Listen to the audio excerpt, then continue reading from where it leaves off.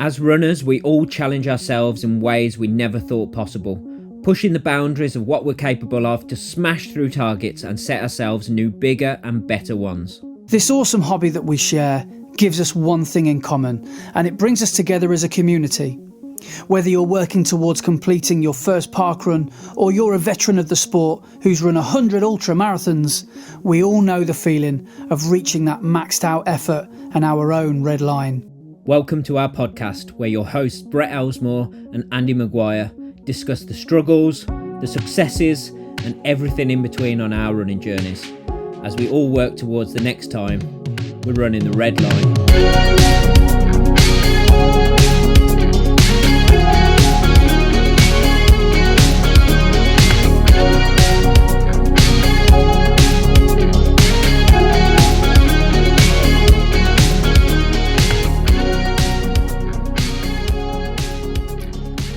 Hello and welcome to episode 111 of Running the Red Line. I am your host Brett, and I am joined as always by my co-host Andy. And how are you this week, my mate? I'm pretty good, but I've got that. I might look like I've got a sore mouth because I've got a really bad ulcer. So doing a podcast is probably the worst possible thing for it. So I need to constantly be talking, but I almost never get ulcers, but when I do, they're like really, really painful, and it's sitting right on the underside of my lip, and it makes it look like I've got a fat lip. So very pleasant. What do you think it's from? I genuinely think it's stress. Like that's how I always get ulcers, cold sores, things like that. And I genuinely think it's a result of stress. But who doesn't have stress in their life? Everybody does. But it's like, that's the way stress manifests itself within me. Yeah. On me. So, unfortunately, it's that classic. I always tell me, Mum, I've got an ulcer. Or, you must be run down, love. You must be run down. So that's what everybody ever says every time you say you've got a bit of an ulcer or something like that. But I think it is true. I do feel I do, because work has been absolutely mental the last few months, really, when I think about it. It's been as intense as a marathon block. So I came out of Seville, and then like work has just been, but I know the job that I do, people will be like, come on, that cannot be. I'm not a doctor. I'm not a nurse. I don't work at a hospital. I don't work in a building site. I've got like a job where I click buttons for a living. But it's just like the amount of concentration required, and the amount of like times you're looking at a screen. Yeah. It's just like it takes its and toll. The possibility really of meeting people like Steve. And it's all worthwhile when you get threatened within an inch of your life. So it makes it all worthwhile. So yeah. But to be honest, though, it's been quite nice because my running volume has taken a bit of a hit over the last few months, and it's actually been I'm actually really glad that I've said this before, that I'm not actually in a marathon block at the moment, where I'm at like quite a low level, but quite enjoying that, if you know what I mean. Because I said something on the podcast last week and I thought, do you know what? I don't know if actually I mean that. I think I said, if I could be a 2:45 marathoner and run 50k or 150k a week, I'd choose 150k a week. No, I wouldn't. That was a stupid idea. Why would I do that? So it's actually quite nice because that's about the amount I'm running at the moment. Like, 50, 60, 70k. It's like, no, it's not, I wouldn't say it's nowhere near, but it's not like it's nowhere near as much as I was running during the block. Yeah. But it's actually quite nice because it's like some days I can have like a day off where I would be doing a double day or something. Like last week, this is like an example of how lazy I've been since Seville. Like so undisciplined. Like last week on the podcast, I said, I'm going to go Tamworth Parkrun tomorrow. Did all this research, really looking forward to it. To get to the front and, where all the bends are, all the turns. Woke up in the morning, just turn the alarm clock straight off. I just couldn't be bothered. So I said, no, do you know what? I can't be bothered. So I just didn't go. And I just would not even dream of doing that when I'm in a block. But when you're out of a block, well, me anyway, I think my biggest problem in life is I'm quite a lazy person, and I'm one of those people that really doesn't take that much persuasion to take the easy way out, to take the easy option. So sometimes if it's just a case of, well, we don't have to go to Parkrun, we could just go back to bed. Yeah, go on then.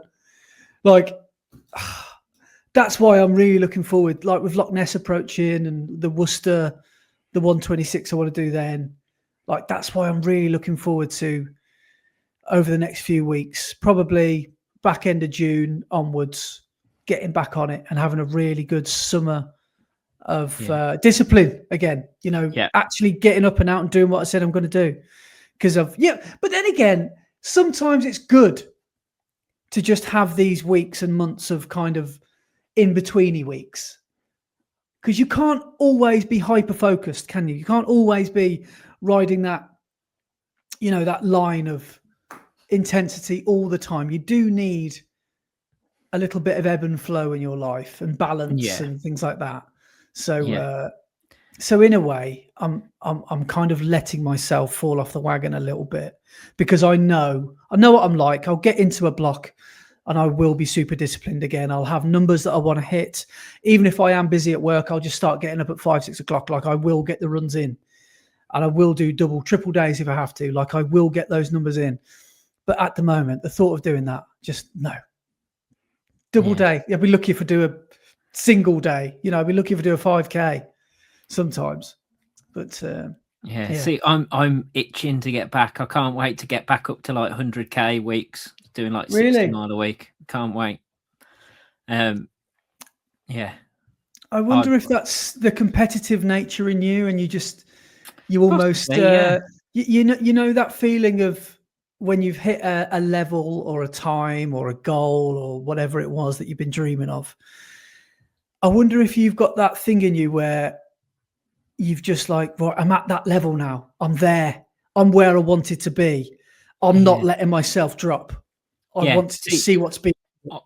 I'm really looking forward to seeing what that marathon fitness I managed to get up to this year can take me through to into summer with the shorter distances, because I didn't get to do that last year, and I think that's the reason I'm itching so much, is because last year after London it was just, that's it, nothing for the rest of the year, more or less. Then I could see your little face when I did my track, when we did one of our bonus videos last year, when I did my track race, and I could see your little jealous face, wishing you were out there. With your boot on, with your Christian on. I went down to the first Vets League match on Wednesday because it was at Abbey Stadium. So I went down to go and watch, and I was just like, I'd love to be out on that track right now. I'm not ready; my legs aren't ready at all. But you obviously turned it down because of London. Yes, so I said I wouldn't be ready in time for it, so so I won't.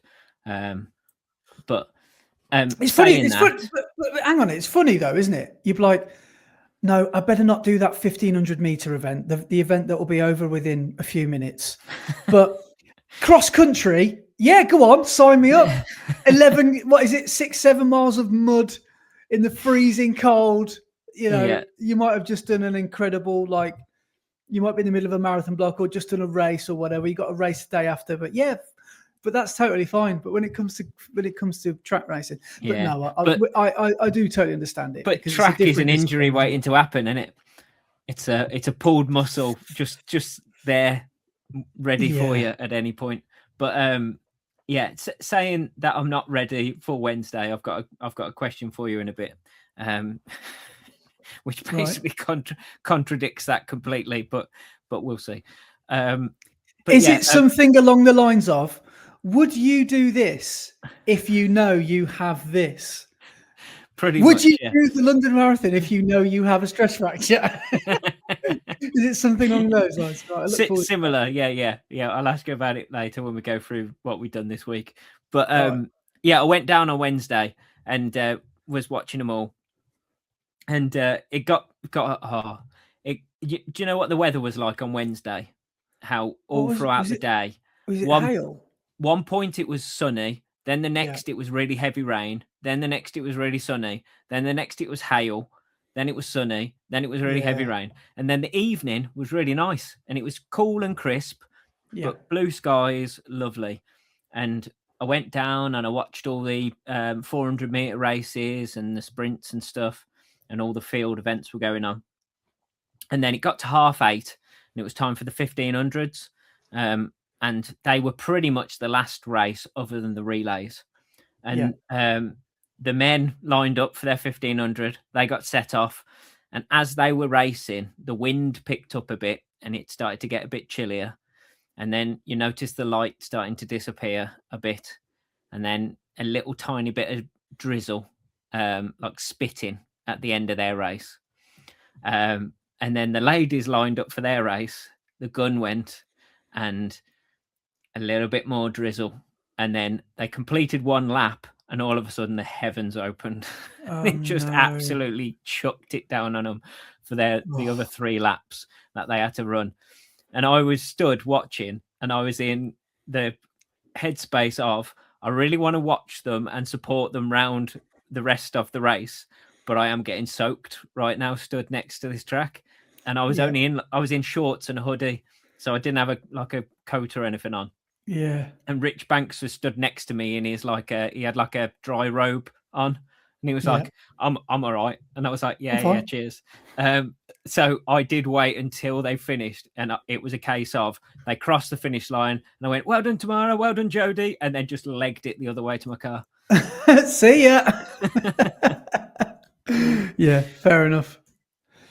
Don't blame you for that, because it's been very unstable this week, the weather, hasn't it? I haven't been caught out in it. I've been out when I've been driving, but I haven't been literally in it. I certainly haven't been running in it. But I wonder if anyone listening to this probably has. You've been caught in these hailstorms we've been having, because they've been like little mini golf balls, haven't they? Some of the hailstones, they've really come down hard. And I tell you what, I'm glad, because when you've got no hair, that is one of the things that you noticed first. Yes, the sun, the feeling of getting burnt on your head or needing to put sun cream on your head where you used to have hair. That's a weird one to get used to. But hail on the top of your bonds is not a nice feeling. It really is not. So you don't want to get caught out in the rain with no hair. Yeah. In the hail, pardon me. Have you thought about growing some hair back again? No. I'd look like I need my hard drives checking. I would look awful.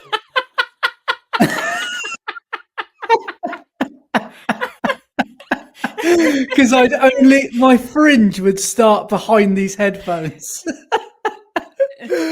So no, I'm only asking because, like, when did Laura share and then you reshared them your anniversary pics a few weeks back, and I was like, oh man, Andy with hair. It's a rare sight. Yeah, well, I didn't do running YouTube with hair, because I think I shaved it off in lockdown.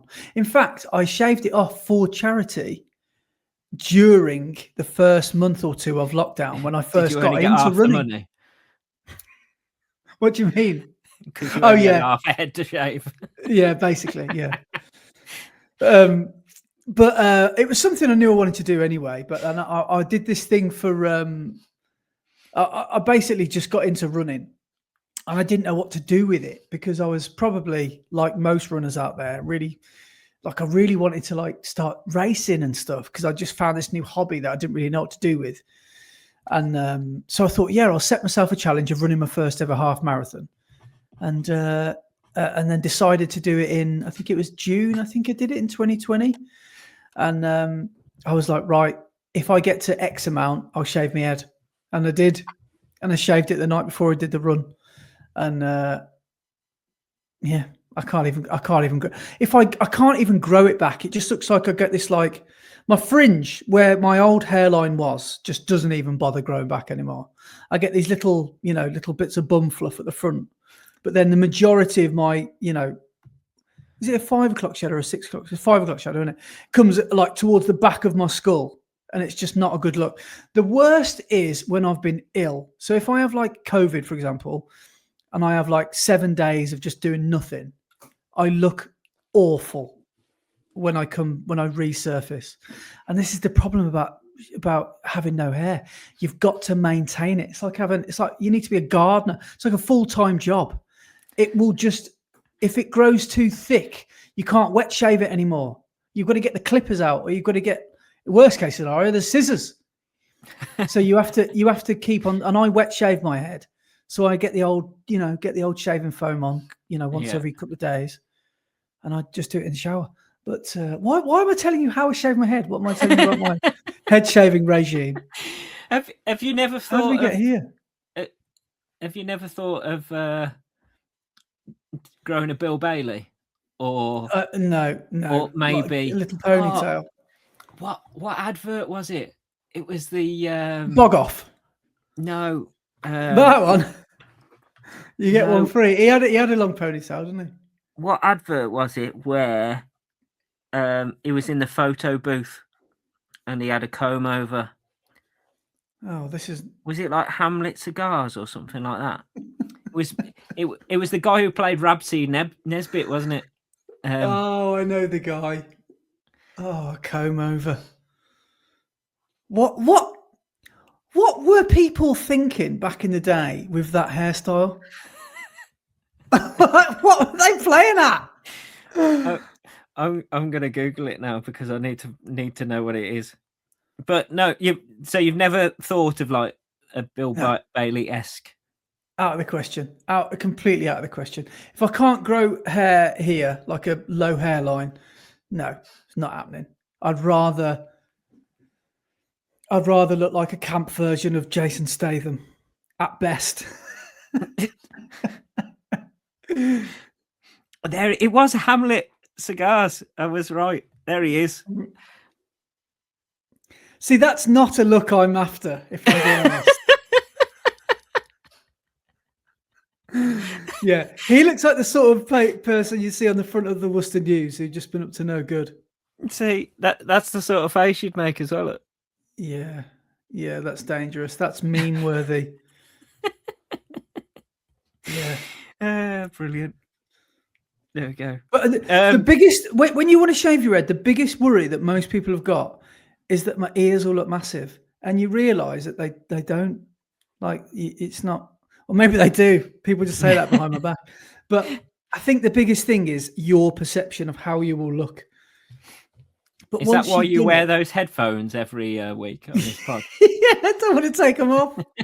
That's why I wear hats a lot. But no, you do it and you think, oh, it's not that bad actually. And the worry is way worse than it. And let's be honest, your hair probably is clinging on for dear life for years before you take the plunge to actually do it. And as soon as you do it, you look so much sharper and so much better. So if anyone listening to this is worried about the way they look and is thinking about taking the plunge to shave their head, just do it. Do it. Your hair ain't growing back unless you pay for it and go down get your hair, transplant. It will cost you thousands of pounds. Yeah. Get some teeth on your way back as well. See, apparently you get your hair genes from your mum's side, because like my mum's not bald. But my dad is like bald as they come. He's got a bit of hair around the sides, but like he's got nothing at the front and a massive patch at the back, so he just cuts it really short. But my mum's dad had a full head of hair for his whole life, and apparently you get your hair genes from your mum's side, so that's why I haven't, touch wood, haven't started to lose any yet. Yeah, you've got a real thicket, haven't you, up top? You've got quite a thick head of hair. And the telltale signs are normally here and here. at the front and the back. And on the top is the one that not a lot of people notice because you never see yourself from the top. But the front, you normally can tell that, can't you? But no, you've got a very thick head of hair. I've started to get the old what's his name? Is it Mr. Fantastic from the Fantastic Four?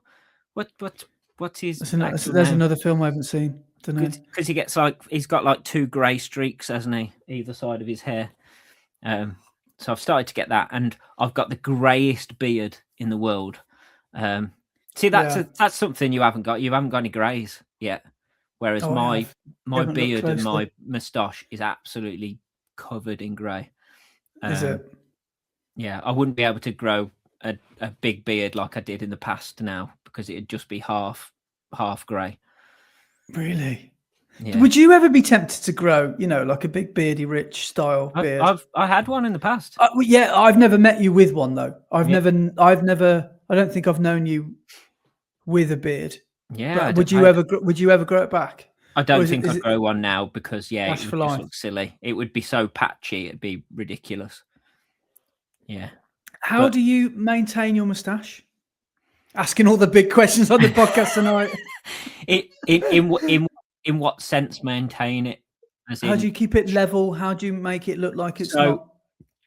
Every couple of weeks, I've got a pair of like facial hair clippers, and I set it to a certain length and just go across all the hair so everything is the same length. So rather than because a lot of people, their moustache, they have their top hairs long and the bottom hairs short, so it's just cut up at level. But I like everything to be the same length, so I just go through it with a pair of clippers, and then I don't ever wet shave because I get really bad shaving rash. So I just shave with facial clippers as close as it will go, and then cut the straight line with those clippers as well around my top lip. See, that's why I wet shave my head, because I used to have this thing called a school shaver. Yes. And it just doesn't go as close as a wet shave. There's nothing like a nice, beautifully bicked, bold man's head. It's a thing of beauty. But in my opinion, maybe not in most people's. But I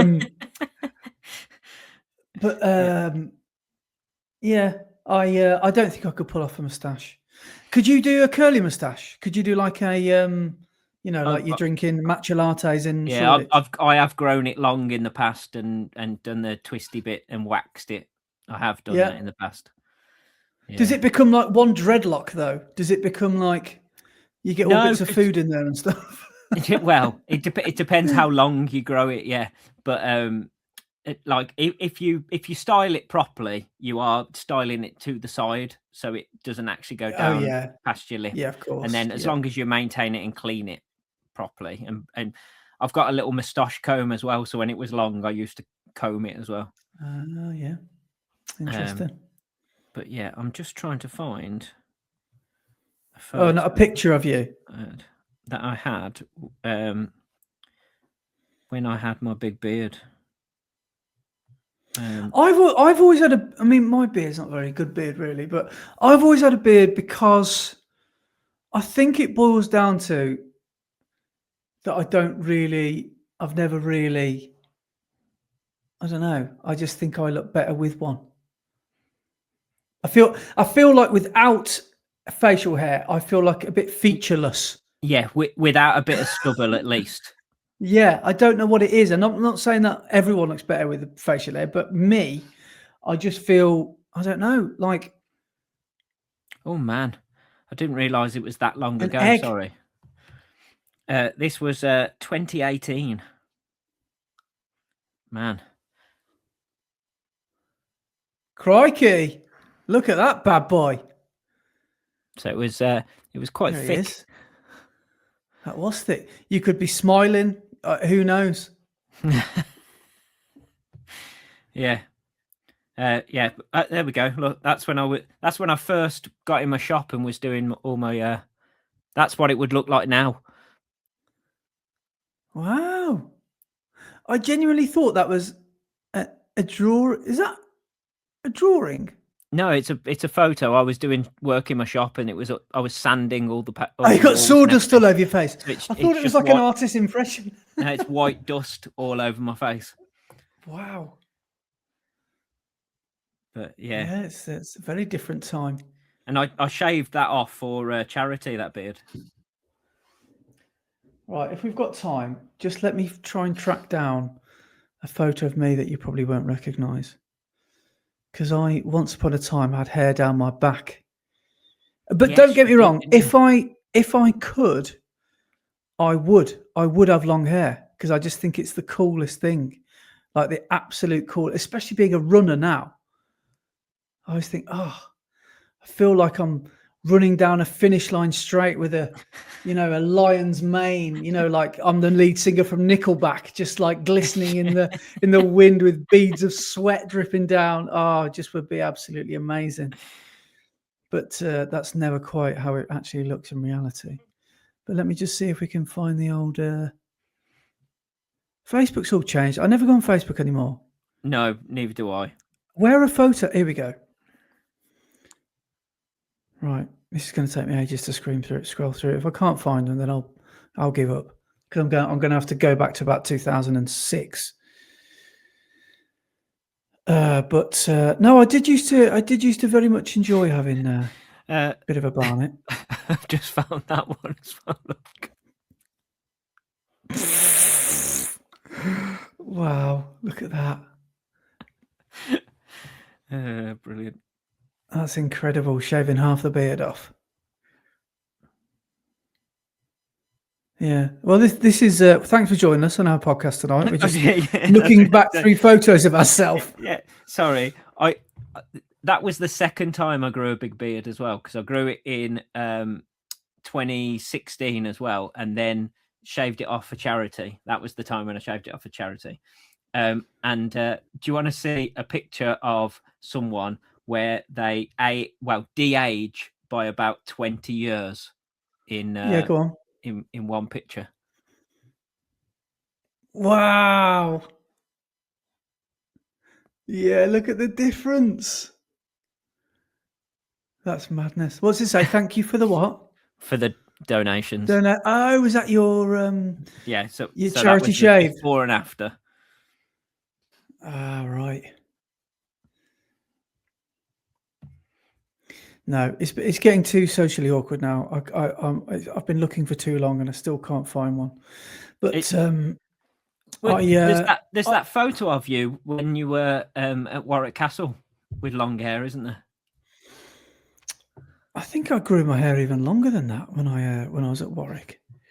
But back in my uni days, when I was at Bournemouth, when I thought I was, I don't know, thought I was a bit of something. And I was living away from home for the first time. And tell you what, though, I had the best hair. I used to use Tresemme, and I'd wash and condition it. And all the girls in my year would be like, "How do you get your hair looking so good?" Like, we try to make our hair look really good, and here you go. You just rock up. Like, I genuinely used to have the health of my hair used to be quite really, really, really good. And but yeah, that's a sad story, isn't it? No longer with us. Oh. But that was in my more rock and roll days when I was a youth. Oh, here, you can't really see there. No, I've got a hat on, but the hair is long. Right, this is getting too awkward now, so we'll have to move on. Yeah. You'll have to find it for next week, and we'll put it up on the Instagram. Oh God, I'm uncovering some memories of hopefully Laura doesn't listen to this podcast. I'm in my ex-girlfriend era here. Oh God, I better stop looking at this. Yeah, definitely, I better stop. Why are they still on here? God, why now? Thing is though, when Facebook boomed, do you remember when like you would upload about 100 photos a day? Yeah. And you'd be tagged in all these pictures. Yeah, you'd be tagged in loads of photos that you didn't want to be tagged in. No. And then they appear in your photos because you've been tagged. Yeah.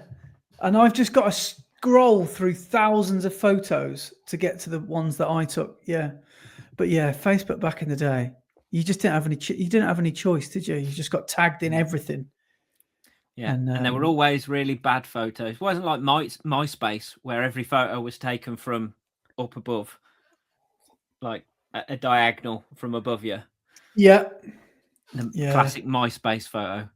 Yeah, I remember that. Put on a pout or a slightly sad face. So so it looked a bit emo. Well, I remember for me it was about 2005, I think, going on Facebook for the first time. Because I tell you probably were as well, because Lost was massive at the time, and I was I think I was writing all about Lost on my MySpace. And yeah, that was about 2005, wasn't it? 2004, 5, 6. And yeah, I think that's the end of that story. I just remember 2006 Facebook and Lost. Yeah. Shall we move on? Yes. So I was going to say we need to start, I think. I don't know if you were about to say something, but one thing we need to start with pretty soon is the email that we didn't read at the end of last week. Yes. Should we go through a few things, and then let's say at 60 minutes on the clock, we go to emails. Yeah, fair enough. Yeah. I don't know what have we been talking about for 30 minutes? I know. Your hair. That's thank you. About. Your hair. Thank you and how you shave it in the shower with your shaving foam and razor. Now you all know. Now you all know. So, first off, just a quick one. Track season is definitely starting because the first Diamond League is tomorrow.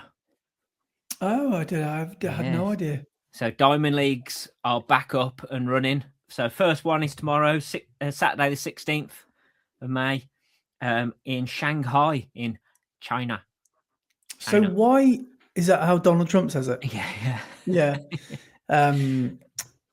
I thought Diamond League was a European thing. I didn't realise it was a worldwide thing. Oh yeah. Of course it goes over to America. Athletics. Of course it does. Yeah. So anybody going for any big things? I don't think there's many Brits running this first one because it's in China. I think it's mainly like a few Australians, and then like it's mainly Africans and stuff running. Wonder if there'll be any leaning track spikes or any Dynafish Xiaonians or whatever they're called. There might be. I don't know. Yeah. I don't know if they make spikes, do they? No. Don't know. Yeah. Anyway, other than that, you've got something coming up on Monday, which is so straight after your Suckley quarter marathon on Sunday. Yep. You've got something coming up on Monday. So are you straight off as soon as you finish the quarter marathon? Are you jumping in the bus and going? Yeah, we've got a campsite booked for Sunday night. So I'll finish the race on Sunday, which doesn't start too late, by the way. It doesn't start till 11. Oh, wow. So be finished for 12, and then I'll be, not hanging around. And I'll just be 12. Well, hopefully, you never know. And well, my target is to beat last time. So I might have to go and watch quite possibly the worst video I've ever put out on my channel, because I thought it would be a good idea to fiddle with the settings 12 seconds before the start of the race. And somehow on my GoPro on that day, 3-4 years ago, last time I did the race, I knocked the stabilization off. Oh, wow. So it looks like, honestly, it was awful watching it back. I don't know how I even got a video out of it. So, but anyway, I might have to watch that video to remind myself of what time I got. But I think I did 50 minutes that day. And I just want to beat that. I should be able to do it because it's only 10.5K. But obviously there's a few hills in there. But anyway, on the Sunday afternoon, Laura and I are heading down to the South Coast. I mean, it is her birthday, so it's technically her birthday trip. But I'm squeezing in a ultra marathon on the Monday, and I'm going to be doing the first of my 10-year trail. It's going to be starting. It's officially happening. Amazing. On Monday. So I've got it all planned. I've sent myself the GPX, so I've got it all on my watch, and I've got all my checkpoints planned. I've got 4 checkpoints. It's going to be a big one. It's 60k, and that's if I don't get lost. So it's going to be a minimum of 60k, and there's going to be a couple of times where I've got to take a little deviation off the route to, run up to the car and stuff to get some more water and stuff. But some of the hills look absolutely mental. Like, I'm running over somewhere called Exmoor, and I'm pretty sure Dartmoor and Exmoor are where the SAS train. I don't know of Exmoor, but definitely Dartmoor, which is not far away. But that part of the world is like, it's not mountainous because you can't call the mountains because it's not that big, but it's not hilly though, isn't it? It's just so hilly. It's up and down constantly. And looking at the graph now, what's quite comical is you start from Minehead and you literally leave the harbour side, and within a few seconds you're going up, and you go up this massive hill for the first, what looks like 10k worth of a hill, and then it's a massive drop down, and then it's flat again, and then it's up a massive one again, and there's some rollers. And my entire day is going to be 60k, and there's going to be, here it says, a minimum of 2,270 meters, which times by 3 and a bit, let's just say 2.5. It's going to be about 8,000 feet, isn't it? Something like that. So it's going to be a monster day. But I'm giving myself 10 hours to do it, which some people will be like, 10 hours, that sounds a bit long. But I've done the Worcestershire Way a few times on my own in the warm weather. It does slow you down. So I think between 8 and 10 hours should be around about the right time I need. And Laura, God bless her, she is being my crew again. So we've decided, like, and we're lucky this time because we're going down in the van. So she is probably going to have a 40 winks at some point because I'm starting at 6 o'clock. So she'll probably drive from checkpoint to checkpoint and, go out and find a beach with Daisy and stuff like that. And then she'll go and have some breakfast and stuff. But yeah, so she's meeting me at 4 or 5 points along the route. And just really looking forward to it. So this is going to be awesome. Stage 1 of 20. Amazing. And are you taking multiple cameras that you can change just for battery, or are you just taking your usual? I'm going to take my usual, which is just my my action cam. Let's just call it a GoPro for those of you that don't know the different brands. But this one here is what I film whenever I'm running for a time or training and I don't need to be anywhere at a certain time, I'll use this. It's a bit heavier and I can extend it. Yes, it's an extender. And I can film myself, backwards and forwards. I can, make it all, go its full length and stuff, and you can get some good slow-mo shots. But whenever I'm doing like a marathon or a 5K or something like that, I'll use this one, which is my Insta, which I can stick on my head. But yes, I will be using the DJI and my new camera as well. I'm taking that down, and Laura's going to be filming me on that at checkpoints. Ah, wicked. Nice. Because I would love to take it with me on the route, but I don't want to either put it down and lose it or break it, or worse. Yeah. So because it's not waterproof and dustproof, is it, the new one? Yeah. No. So there's a few things that could go wrong with it. And I know I've got this DJI Care Refresh and all that stuff, whereas basically they give you a brand new unit if they can't repair it. But it's not that. It's like I don't want to film a whole day's worth of stuff and then lose it because of I dropped it or did something wrong, or so I'd rather just I'd rather not have to use the the what do you call it, the DJI care package if I have to. So yeah. I'll just be using my action cam. Have you checked the weather forecast for Monday down there? Yeah, it looks unsettled, just like today. So let's have an updated look. I'm gonna type in Lynmouth because that's one of the places I'm running through, and that's in North Devon. And on Monday, it said sunshine and showers. That old chestnut. So yes, I don't know what 100% chance of sunshine and showers means. 100% chance of sunshine and showers. I don't know if that just basically means 50-50, but yeah. So it looks like it might be a wet one. Yeah. But you're by the sea, so you could get all different types of conditions. Did you know? Sorry, I don't know if we've spoke about this in the past, but do you know the percentage of rain on a weather forecast? Yeah. Do you know what that percentage means? Well, I read it's the percentage that would fall around the area that you've searched or something like that. Yeah, but well, I always when I was younger, I always thought it was that's how much of a chance of rain there was in that. That would make more sense. Yeah. So you've got a 50% chance that it will rain, but apparently what it actually means is it's definitely going to rain on that percentage of mass of that area. So say you go for Redditch and it says you've got 20% chance of rain. It means it's definitely going to rain on 20% of Redditch. Yeah. And the other 80% of Redditch won't get rain. Yeah. See,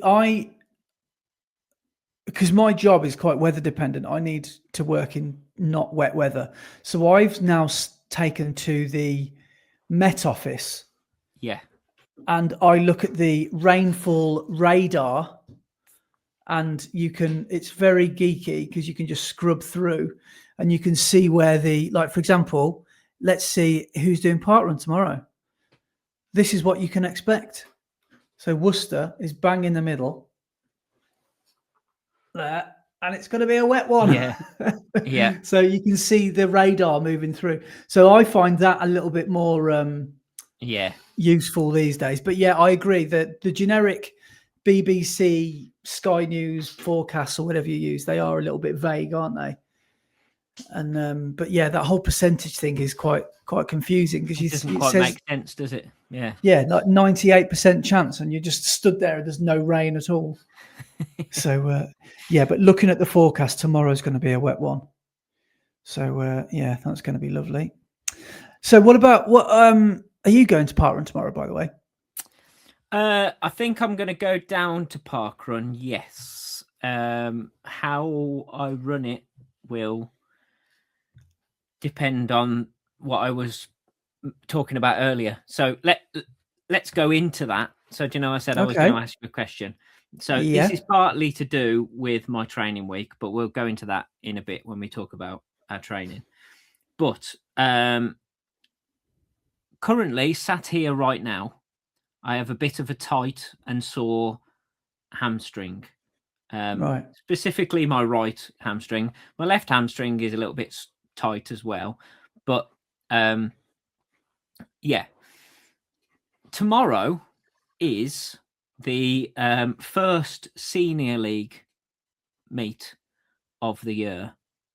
And so a bit like Vets League, but senior league for anybody over 18, basically. Yeah. So all the young, fast boys and girls are there, as well as us old people. And Wayne, our team manager, put out the team sheet yesterday. And there are lots of empty spaces because he's struggling to get people to fill all the spaces. So I don't know where this is going. I'm tempted to go and run a little bit easier than I would, so not all out, just to go and get some points for the club. But I can't decide whether to go and do it or not. And basically the events which I would be most suitable to are either the 1,500 or the 5,000. Yeah, but what about if you get roped into doing other events when you're there as well? I won't. I'll just say no. Just say no. No. Just say no. You know as well as I do, as well as everyone listening to this, this is a terrible idea, but you're going to do it anyway. Well, you're going to do a Barry from EastEnders, aren't you? Yeah. So basically, as I was saying about Parkrun, is I'm going to go down to Parkrun to test out my hamstring and see how it feels. If it feels really bad, I will just say, sorry, I can't make it. I can't go and do it. If it feels okay, what do I do? Well, I mean, that's still not good, is it? If it feels okay. But that's still not healthy. But why? Like in the nicest way possible, why do you want to do this? Because it will score points for the club. Yeah. Which means that, because obviously in the league, if you get less points, you get demoted down to the next division. So we need as many points as we can to keep up in the division. And number two, I just like running for the club. Yeah. I like putting on the club vest and running. Oh, I don't know, because your head is telling you you've recovered from a marathon, but your body is clearly telling you that you haven't. Yeah. Yeah. My mind's telling me, yeah, but my body's telling me, hell no. Oh, I don't know, mate. I don't. Well, let's put it this way. What are you working towards this summer? Is tomorrow worth the risk? I know that's what you're trying to work out, but let's just say it all goes wrong and you do put yourself out for 2 weeks, 4 weeks. How catastrophic would that be? Well, the next thing I've got on the cards, the next race I've got booked in for is the Two Castles, which is you don't want to miss that. 14th of June. You don't want to miss that. And you know that you're not going to run that one steady. No. You're not there for the points that day. No. But it's on the 14th of June, which is 4 weeks away. Yeah. So you could probably, even if it does go wrong tomorrow, you could probably recover. I don't want to be the person that says, yeah, go and do it. And then you get yourself in a right kerfuffle. Yeah. I don't know, mate. I think it depends on the tightness of this hamstring problem that you say you've got. If it's as bad as you're probably not making it out to be, then it might not be the wisest of ideas. No. But if it's something you just really want to do because you love racing for the club, then I guess no one's going to stop you, are they? Yeah. See, this is the thing. This is why I didn't go and do the Vets League, because I knew I wouldn't be ready. And then I said no to the Senior League because it would be too soon after the marathon. But now, because they're struggling to get a full team together, and we're going to lose a load of points because people aren't going to be in those events. I mean, do you trust yourself to do it at like 80% or not even that? Yeah. If you can control it, then yeah. But if you basically, if you do this, you've only got yourself to blame. Oh, yeah. Yeah. I know that. I know that. I don't know. I'm leaning towards saying this is not a good idea. Yeah. However, I know that how much you obviously really want to do it because you've missed racing. You obviously just want to take every opportunity you can get now because it's been such a while since you've been on start lines. So I totally get that aspect of it. I just think you've got to do it with a real duty of care. That's the thing. Yeah. So and if you can do that, then you'll probably be good to go. Or maybe race it sensibly, like a progression, or don't go out too fast, which is what everyone does on the track, which is going to be hard to say no to. Yeah. I just, like you say, track racing, because I wonder how many people have literally come out of the blocks when the gun goes off and injured themselves within that first step. They've just said a bing. Ammy's gone. Yeah. I knew it was going to go, but it's gone. So I don't know. Just bloody be careful if you're going to do it. Just be careful. Yeah. As I say, I will. Yeah, I'm gonna go down to Parkrun, run that steady, and see how it feels. Basically. Yeah. Okay. Yeah. Fair enough. Yeah. But talking of track races, the next Vets League race, is at Stratford, which is where you made your debut. So it could be the first time we race each other on the track. Oh, when's that gonna be? So let me have a look and see when it is. That sounds fun. So would you go for the 3,000? Yeah, I'll put. Well, I would want to put my name down for the 3,000. So,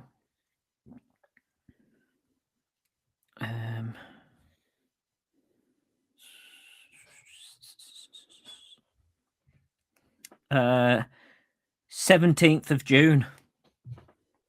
So it's the Wednesday after the Two Castles. Yeah. Okay. Interessante. They'll no doubt be talking about this at club Tuesdays and Thursdays now.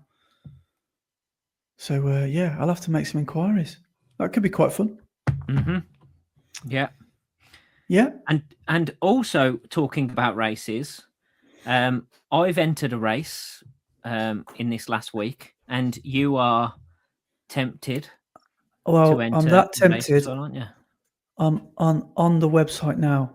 Oh, I'm gonna do a Marm and an Andy Goldsby. Yeah. I'm gonna book a race live on the podcast. Excellent. Are you on the Stu Webb website? I'm just pressing visit website just to check I'm on the right one. Yeah, it sounds quite Partridge-esque, doesn't it? The Sex Marathon. It does. Let the sex people. But yeah, so I've entered, and Andy is just about to enter the Vic Musgrove 5K, and that is part of the Telford Athletics Club Sexarathon series. I think it's called the Sexarathon series because there's 6 races across summer, and yes. Vic Musgrove 5K is on the 1st of July. So it's on a Wednesday evening. And apparently it's flat and fast. So should be interesting because it will be my first ever 5K road race. I've never done an actual proper 5K race. I've signed up for a few, but I've never actually made the start line. No way. That's interesting. So it'll be interesting to see what I can do in an actual race rather than a park run. Well, what date is it? Oh, there it is. The Vic Musgrove 1st of July. Yeah, It'll I can't probably say on the how to enter it. Go to the Stu Webb website. Oh, okay, because I'm just on the Telford Harris. Not Telford Harris. What are they called? Yeah. Telford AC. If you search for Vic Musgrove 5K in Google, the first hit will be the Stu Webb website. Yeah, I got it. And it will probably say something like the 22nd of April on it, but that's when the first of the Sexarathon series started.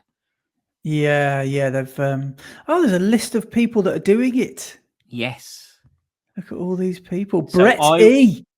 Yeah, 45 to 49 category. I was tipped off on this by Adam Hill, who down at Parkrun last week. Oh, yeah. Interested in a fast 5K? And I went, oh, yeah, could be. And he went, Vic Musgrove, enter it. Me and Lee have. So I'll leg it Lee's in as well. I can see Lee N. Yeah, and then I've just noticed tonight AQ has entered as well. Yeah, I got him. I can see him. Go on then, we can enter this. And it's nice and cheap. It was with the England Athletics affiliated. It was only 12 quid. Yeah, which I thought was quite good. That's ridiculous. That's ridiculously good. And if you're entering through Stu Webb, they're the timing company as well, aren't they? So it'll be timed, chip timed. How do you enter your AC England Athletics? Oh, as you go through the entry process, it will have a box to put it in. Because at the moment it's just saying put your name and everything, and then put your club name, and then it'll have a box for your URN. Yeah, I got it. God, this is great radio. Once again, me entering my personal details. Yeah. This is. Have you ever done a 5K race? Yeah, I've done the old black pair of joggers, haven't I? Oh yes, you have. Yeah. They've got one every. That's where I first met Lee Neal. About 3 or 4 years ago. He came up to me, he goes, Andy Maguire. He said, "You're a proper YouTuber, you are. You're not like one of them influencers that rubbing Pure Sport all over their face."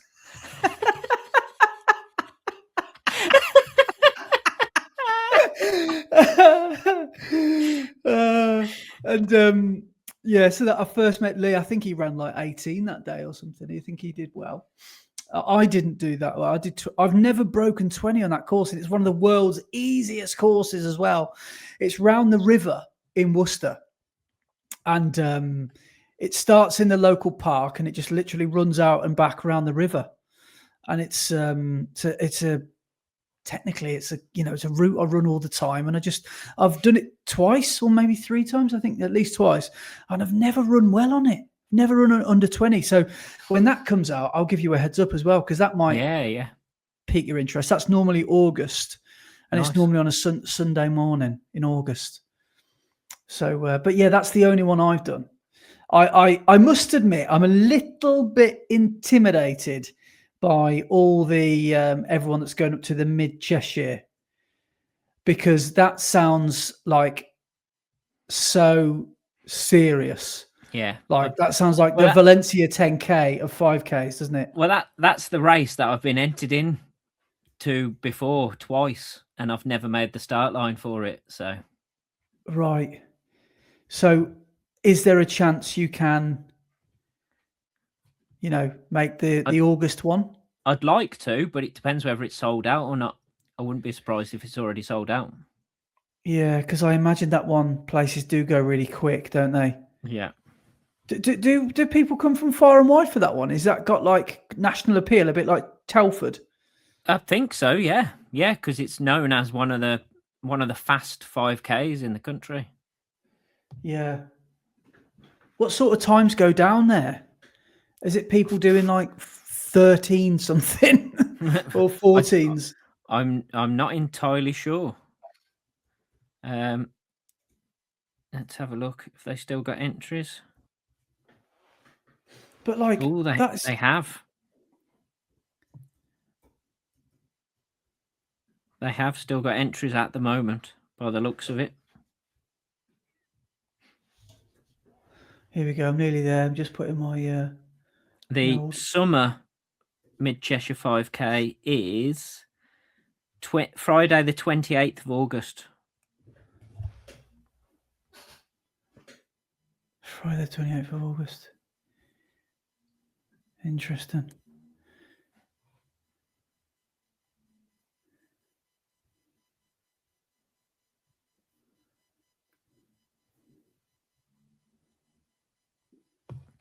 Have you entered? I've accidentally done 2 entries. For God's sake. I've pressed 2, quantity 2. How have you managed that? Yeah, who can I sign up who listens to the podcast? Who I can say, you Sign owe me up 12 Merv. quid. Sign up Merv. Shall I? Merv, okay. Merv. Wait, I don't know his AC number. So sorry, mate. I don't know your AC. I don't know your number. So you owe me 14 quid instead. Can you not just delete an entry? I probably could, but I'm doing this all one-handed because my laptop's in a funny place. Yeah, that's a better idea. I can't. I've already typed his name. That's unfair for me to just sign him up to a race, isn't it? I can't do that.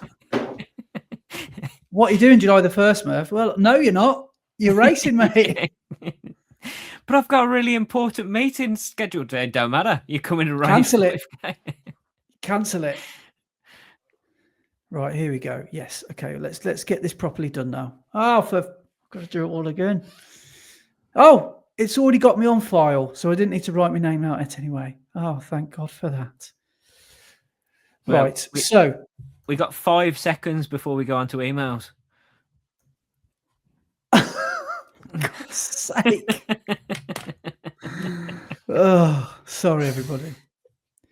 So I'm nearly there. I've nearly signed up to it. So when I haven't really actually taken this in. When is it? It's a weekday night.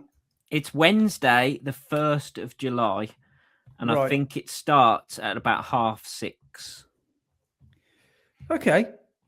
So that's fairly straightforward to get down there. And it's around Telford Town Park? Yeah, I think so, yeah. Any idea what the course is like? It just says flat and fast. Right. I mean, that's what every run-through event ever says. So but run through, come on, you can't trust them. This is slightly different, isn't it? Right, I think we're in. Press to pay now. Let's get I want to do the old part. Did you ever see that Partridge thing? I think it was on This Time where he flashed his card front and then he's like, no, I'm back. So people were like, people had paused the TV and they were like actually using his card to pay for things live on TV. Really? Yeah, it was a brilliant bit of TV, that was. Because he showed people that our modern day card has got a chip on that side. He's like, oh no, it's on the other side. So he'd basically given all his personal details away. So yeah. Brilliant. Right, I'm in. Excellent. Vic Musgrove 5K, 6 Marathon Series, May the 20th, 2020. Hey? May the 20th, 2026. Have I signed up to the wrong one? No, that's what I'm saying. The first event of the 6 Marathon Series was that. So when you sign up, it says that date, but it's not actually then. Yeah, I'm definitely in then. Okay, I shall text Merv and say I'm going to do it because I know he would be up for this. Right, I'm in. That's another race booked. Yeah. Hang on. I'm going to just see if you're on the list now. Are you there? That's no, you've not been added to the list just yet. Yeah, that's just because I've signed up to like the Telford Ultra Marathon or something. I've just signed up to the 50K or something, not the 5. Yeah. On here it says it's on Wednesday the 22nd of April, but that's because that was the first of the 6 Marathon Series. But it's actually on the 1st of July. Yeah. Yeah, because this company, this club, Telford AC, they put on these 6 races. The one is called the Lillishall 5 miler. Next one is the Phoenix Flyer, which is 5K. Yes, that's coming up this Wednesday. The 20th of May. That's the one. Yeah. Then there's the Shropshire 4 miler. Then in brackets it says approx. You've just popped up. You're on the list. Way! Andy M. Worcester AC. That's me. So they've got a Shropshire 4 miler. That's the race 3. Race 4 is the Vic Musgrove Fast 5K, which is what we're doing. A measured flat fast road course in Telford Town Park from Telford Rugby Club. And then the 5th race. Oh, look at this. Ironbridge 4 miler. A race through historic Ironbridge Gorge. race start, Ironbridge Station Road. Oh my God, that's the hill. And then the last one is called the Harper Scarpa 5K, which is Wednesday, the 2nd of September. Do you know, there's one going on at the moment that everyone at Worcester's talking about, and it's called the Hereford Couriers, because that's the local club in Hereford. Yeah. I think they just call it the 5K series, and they're just doing I think it's the same 5K 3 times. I think it's the same race 3 times. Okay. I'll tell you who's been doing it, Neil Gamble. Up and Run. Yeah. And I saw his number because I looked at the results the other day. I saw him pop up the other day, and I think he ran 18:20 something, or maybe it's 18:30 something. I can't quite remember. But so well done to you, Neil. So fair play. It's a bit of a trek from Wales getting over to Hereford on a Wednesday night, but doesn't bother old Gambers that. He said he had a good laugh at Rainbow from Bungle last week. Rainbow from Bungle? Bungle from... Yeah, I'm not the sharpest, am I? So well done to you, Neil. Yeah, good work. Another race, I don't know whether you're interested. I don't think I'll be running it because I'll probably be marshalling. But the Worcestershire Midweek Series is starting. I think it might actually start this Wednesday. But on June the 10th, so Wednesday, June the 10th. Yeah. Which is the Wednesday before Two Castles. 1826. Well done, Neil. Just found you. Awesome. Good work. Yeah, go on. Yeah, on Wednesday, the 10th of June, which is the Wednesday before Two Castles, is the Redditch Midweek series race. And is that anything to do with Worcestershire? And B&R host it. So Ian Kite has been organising it. Yeah. And all of B&R will be marshalling and putting the event on. And it starts... So what's the race?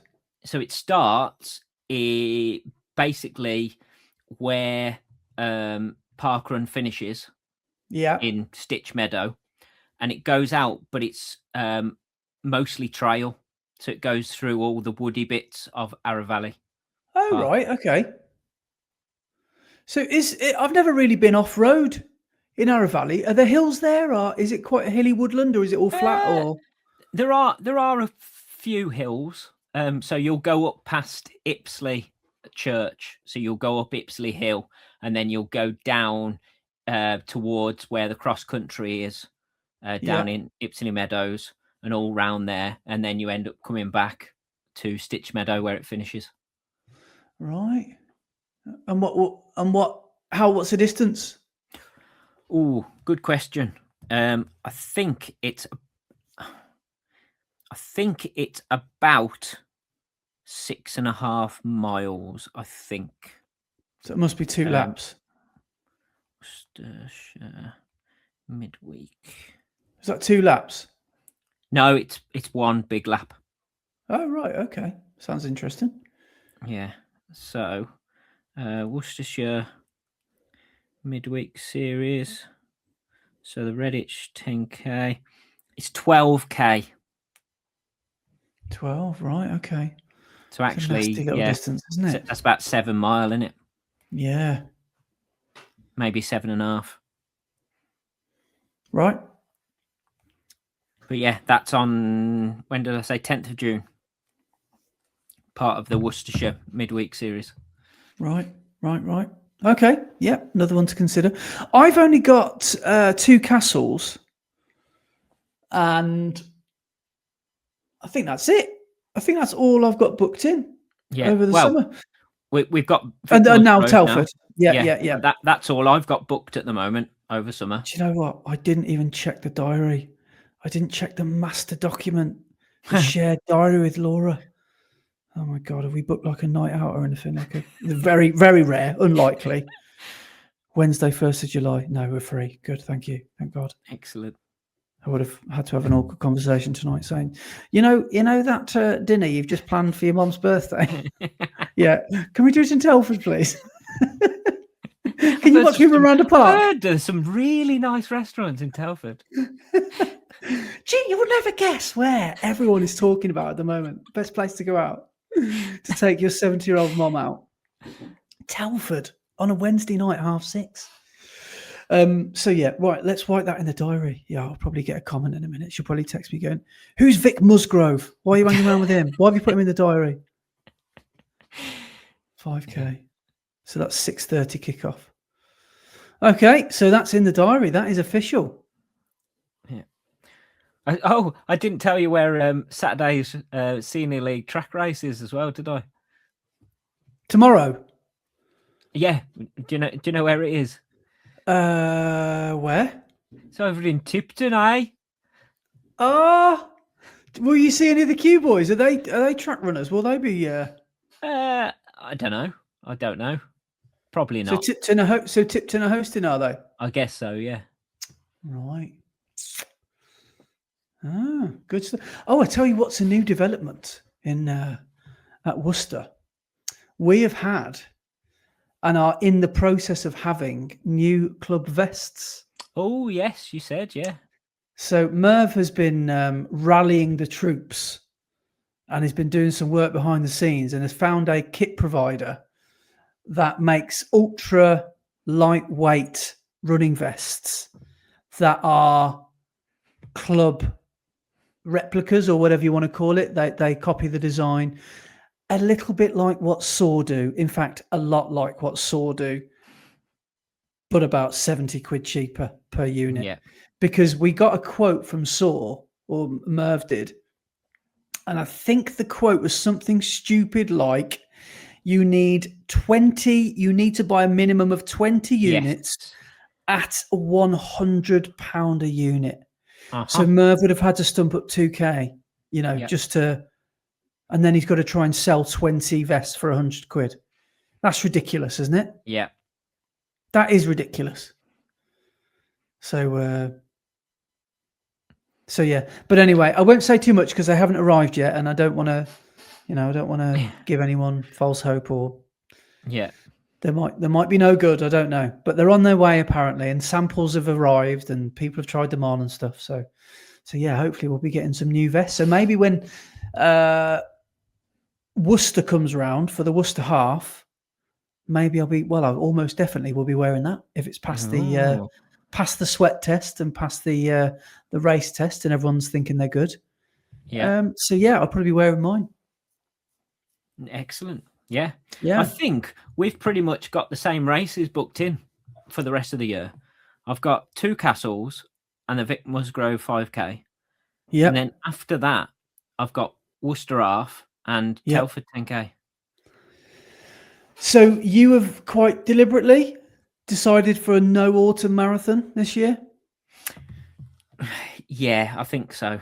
Yeah, I don't think I'm going to go autumn marathon. I think I'm going to, just use the rest of the year to get faster and then go back into a marathon block again in the new year. Yeah, fair enough. I think marathons, I don't know what it's like at your end of the running sharp end, but I imagine the more you do, the more you can maybe put yourself further back, maybe, if that's a thing. Because you could risk putting too much fatigue in there. And I think if I'd have jumped in and got a place for Valencia or something like that, I probably would have gone for it. But I don't think I'll go for a British autumn marathon. Well, this is controversial. I mean, I'll let you know after Loch Ness, but I was talking to Kieran Deegan in the week, and he was saying that the reason that Loch Ness is so perfect for so many people is because I think it's the last opportunity to get a qualifier for London.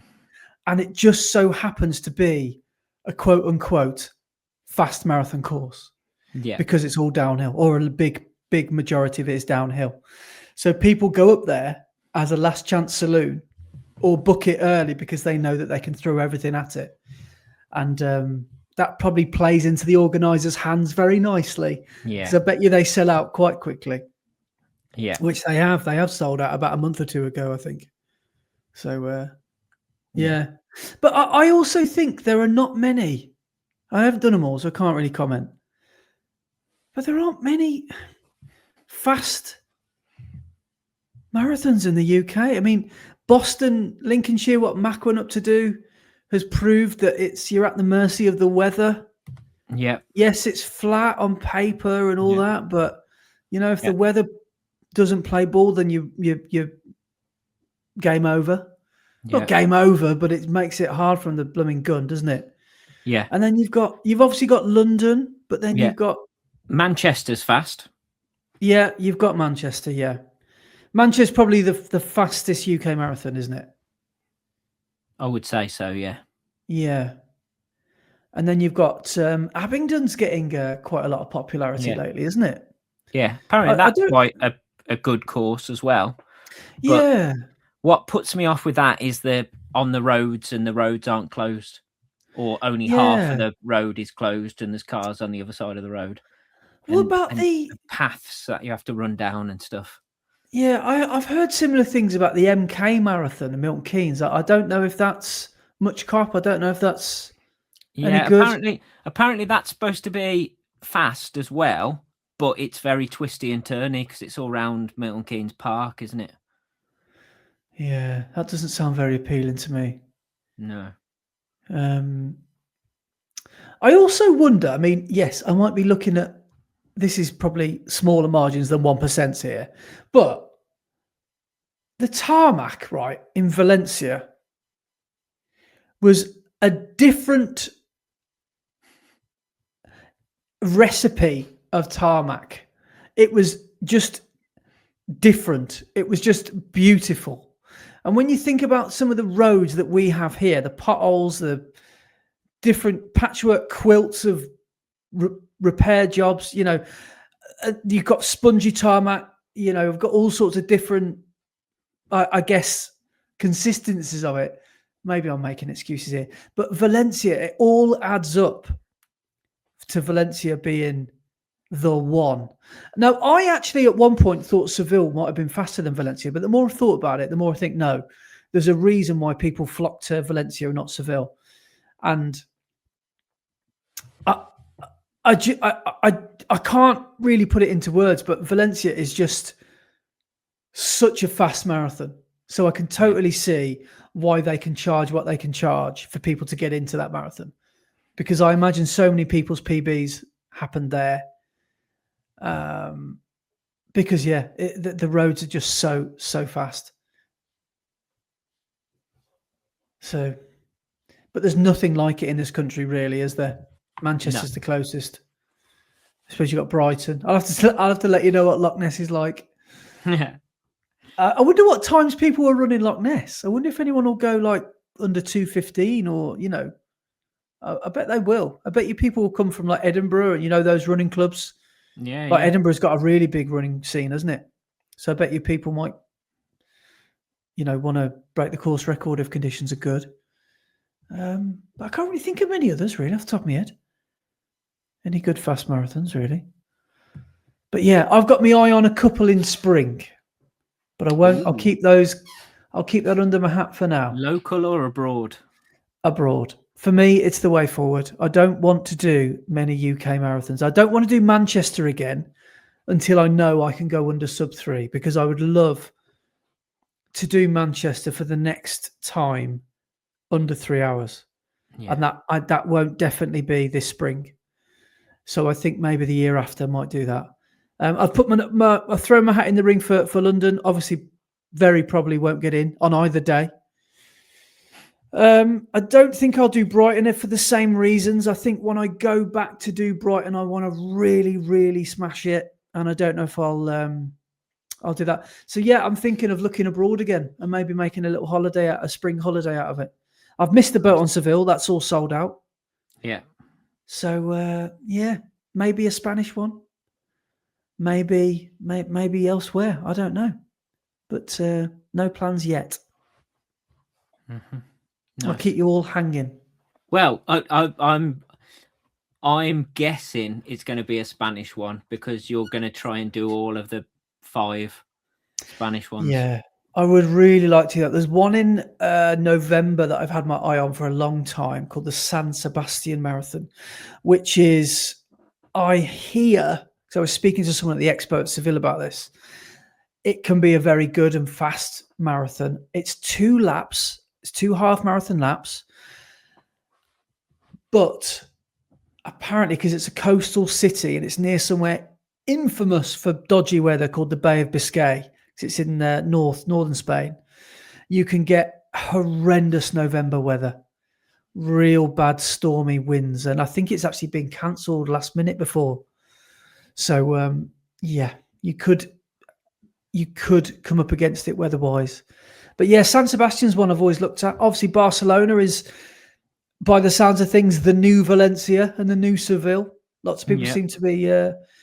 I'm not so bothered about Madrid because apparently that's a very hot one and a very hilly one. And that happens later on in the year. I think it's maybe April or May. So it's quite sunny and hot. But yeah, it'd be quite good to do those. The big 5, as they call it. Yeah, nice. It is now 20 past emails. Yeah. I forgot to mention as well. Oh, I did mention it quickly as well. I'm racing on Sunday, and I forgot to mention it's up and around one of the notorious hills around here called, well, the race is called the Suckley Quarter Marathon. And within the first 3K or mile and a half, 2 mile, there is the infamous hill, which is called Black House Lane, which is what I've trained up I go up there quite often actually, but I never run hard up it. I only sort of run steady up it. And it happens really early on. So I don't know what to do when people ask me for course advice. I might just say, yeah, it's really flat. You'll be fine. There's a little hill. It's only 100 meters long. It's 800 meters long, this hill. It's really quite long. And, but as soon as you get up it, it's you go down the other side, it's just undulating fields after that, because it's 50-50. It's 50, the first half is road, second half is trail. So it's a really interesting race. Yeah. But in that first half is that hill, which is an absolute joy. So looking forward to hitting that. So last time I did it in 2023, I think it was, on their inaugural, I actually think I came 11th overall. Oh, wow. I don't think that's going to happen this year, because I think since then, more and more, the race has attracted more and more runners, good quality runners as well. So I would be very surprised if I get anywhere near the top 25 this year, even though I might run it faster. But I shall try my best. Yeah. And shoe choice quickly. I don't know what to do, because it's 50-50 road to trail. Do I go for a super shoe, a road super shoe, because the trails are so firm? But we've had quite a bit of rain lately, so then I think, well, should I go for a trail shoe? Shall I go for an SL? You want something with a bit of grip on the bottom. You don't want the SL. I was thinking of the SL ATRs. Yeah, there we go. That will work. So them, or the obvious one would be my Terex, my Speed Ultras. Yeah, but you need them for Monday, don't you? Well, that's it, because I'm going to wear them on for my Ultra on Monday. Unless I do 60K of mountainous terrain in my Evo SL ATRs, which could be an absolute nightmare. I think go for the Evo SL ATR for Sunday for Suckley. Or my Mega Blast, because they're quite stable underfoot, aren't they? They are quite stable, yeah. But they're not luggy at all. So and they're black. So if I tread through any mud or cowpats, which has happened, no, that was Malvern, the Malvern 10K. Trod on a cowpat. That was not a good moment. And cowpats are slippy, man. Have you ever trod on a cowpat? They are like ice. The consistency of what comes out of a cow is not good. It's like a cartoon banana, isn't it? Yeah. So, yeah, I'm going to try and avoid I'm going to try and avoid cow pats as best as I can. But yeah, so wish me luck for Sunday, because straight after that, I'm going down to Devon and running an ultra marathon. Yeah. Right. Shall we? Yeah. Read some comments and emails. Yeah. Do we want to do comments first or go straight into emails? Well, we have kept Tom waiting. Yes. So maybe we should read his first, then we can break it up with some comments. Yeah. So should we go? Yeah. Tom's email first, then go into comments, then go back to emails. Yeah. Let's do that. Okay. Well, he wrote in the 8th of May. So yeah, last week. Sorry, Tom, we haven't got around to it. Hi guys, and firstly, I'd like to say a huge congrats to Brett on his London Marathon. It was really inspiring and almost made me want to enter a marathon. I soon calmed down though. It was looking like a negative split until a negative split race until the end though. I wanted to give you a quick update. Oh, he's done like a smiley. Is that a winky face? I don't know if he's having a jibe at you there. Doing a negative split. It was on, but it wasn't yet. I wanted to give you a quick update on my Chinese shoe buying odyssey, but first, some sad news. My wife quickly saw through my trick of buying only black shoes and dismissively remarked, "I don't care how many shoes you buy." This took some of the schoolboy naughty fun out of the... Oh, no, hang on. She didn't say it. I think she said it like this. "I don't care how many shoes you buy." So maybe she's given him the green light. I don't know. She said, "This took some of the naughty schoolboy fun out of the whole thing." Here is a pic of my beautiful new trainers from Mule Buy via Taobao, which cost me 27 quid in shipping and saved me £80 in total over buying the same 2 pairs from AliExpress. I challenge you to say that there are no attractive colorways after basking in the glory of these bad boys. Now, what do you think? Because these are an acquired taste. These are up my street, but maybe not up yours. I don't know if you can see that. You might have to look on your email to see the quality of that picture. So the first ones I'm showing up to Brett are like a yellow pair, and it looks a little bit like, in the 90s when you used to splatter paint over your wall, like an art attack. They've got like a smattering of colour. Neil Buchanan's been at them. Yeah, yes, they look like an art attack. Now, I'll give you that. They are pretty cool. They're like a nice Worcester AC yellow. I do like them. I am bordering on a mustard. I'm just going to go to them. Yeah, if you can, you might even be able to share the screen, might you? Oh, okay. And the other ones are like a bright Nike Alpha Fly 2 classic Kipchoge colorway of what it looks like are leanings. I think they're leanings, and they are luminous. They are the most orange things I've ever seen in my life. Picture Finding Nemo orange, clownfish orange. It's that level of orange. Yeah, you are not going under the radar in those bad boys.